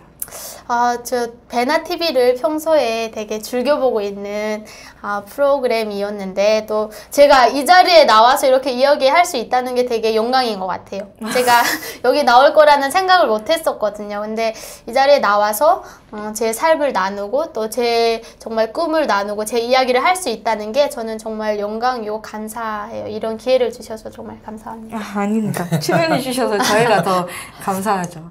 마지막으로 지금 탈북민들을 돕는 일을 하고 계시잖아요. 근데 부모님과도 연결이 될 것 같아요. 부모님께도 그런 정착하는데 많은 도움이 되는지 우리온이라는 단체가 또 부모님도 어쨌든 오신 지 지금 5년이 되셨잖아요. 네. 잘 같이 생활하고 계신지 좀 궁금합니다. 정착 네. 우리온을 통해서 아니면 부모님 생각은 어떠세요? 이제 우리온, 오시길 잘했다? 이제 5년 차 되셨다. 네, 그러니까 오빠나 부모님. 처음에 한 1년 정도는 되게 힘들어 하셨는데 지금 부모님은 이렇게 잘 정착하고 계세요. 그리고 지금 편의점에서 아르바이트부터 시작을 하셨는데 지금 편의점을 직접 운영하고 계시고 이야. 네. 대단하시네요. 네, 그래서 네. 지금은 잘 정착을 하고 계시고 근데 반면에 이렇게 좀 힘드신 부분도 분명히 있겠지만 이제는 잘 왔다고 생각을 하시는 것 같아요. 왜냐면 한국에서는 기회가 일단 많고 내가 열심히 한 것만큼의 그런 결과가 따라오기 때문에 그거에 대해서 되게 지금은 만족해 하시는 것 같아요. 또 그리고 자녀들도 열심히 살려고 하니까 그런 부분에 있어서도 만족해 한다고 저는 느끼고 있습니다. 또영 씨 와서 혼자 살 때 하고 부모님이랑 살 때 하고 좋은 점도 있지만 조금 불편한 점도 있지 않나요? 네. 그렇죠. 저녁에 몇 시 늦게 다니지 마라. 네, 그 얘기 하려고 했어요. 네. 일단 부모님이 그럼에도 불구하고 부모님이 있다는 것 자체가 저한테는 굉장히 힘이 되고 의지가 되고 물론이에요. 그냥 존재 자체가 되게 감사하고 좋지만 가끔 가끔 불편한 거는 네. 제가 27살인데 아직도 통금 애로 시간이 보죠. 있어요. 네. 네, 그리고 엄청 애기로 봐요. 네. 그래서 좀 그런 부분에서 나도 이제 성인인데 네. 그리고 친구들이랑 솔직히 11시면은 초저녁 그쵸. 이잖아요. 초저녁이잖아요. 통금 시간이 11시군요. 네네. 그래서 11시면은 항상 말도 안 돼. 한참 친구들이랑 막 네, 이제 시작할 텐데. 시작하려고 하는데 그때 이렇게 들어가야 된다는 게 제 친구들한테 늘 나 통금 있어 들어가야 돼 하면은 놀라요. 네가 몇 살인데 통금 있냐고. 근데 그거를 또 이렇게 안 지키면은 가끔 뭐 더 늦게 들어갈 때는 있어요. 근데 그걸 안 지키면은 이렇게 부모님과 약속을 신뢰를 계속 깨는 거여서 어떻게든 지키려고 노력을 하는데 그거에 대해서 좀 풀어주셨으면 좋겠다라는 생각이 있어요. 왜냐면 협상이 필요하겠네요. 네, 그러니까 10시였는데 협상해서 11시 된 거예요. 진짜요? 네, 27살에? 근데 뭔가 너무 애로 보니까 그러니까 뭐 너무 늦게 다니면 뭔 일이 있을 거야. 물론 저를 걱정해서 하는 거 이해가 되는데 이제 조금은 저를 믿어주시고 좀 풀어줬으면 좋겠다라는 생각이 있어요. 11시 통금이면은 10시엔 일어나야 되는 거 아니에요? 오는 시간, 집에 가는 그렇죠. 시간 1시간 있으니까. 그래서 늘 네 그것 때문에 부모님이 꼭 이 영상을 보실 수 있도록 네, 꼭 보여드리세요. 네, 알겠습니다. 알겠습니다. 오늘은 여기에서 마무리를 하도록 할게요. 시청자 여러분, 우리온 단체와 또향TV 많은 관심 부탁드립니다. 오늘 탈탈탈은 여기에서 마무리하도록 하겠습니다. 감사합니다. 감사합니다. 베나TV 최신 영상 알림을 받으시려면 이쪽 구독하기 버튼을 꾹 눌러주세요. 후원은 계좌이체, CMS, 휴대폰 결제, 페이팔 통해서 하실 수 있습니다. 광고를 끝까지 시청하시는 것도 후원에 도움이 됩니다. 더불어 채널 멤버십에도 꼭 가입해 주시고 실시간 방송 채팅 참여도 많이 해주세요. 열심히 하겠습니다.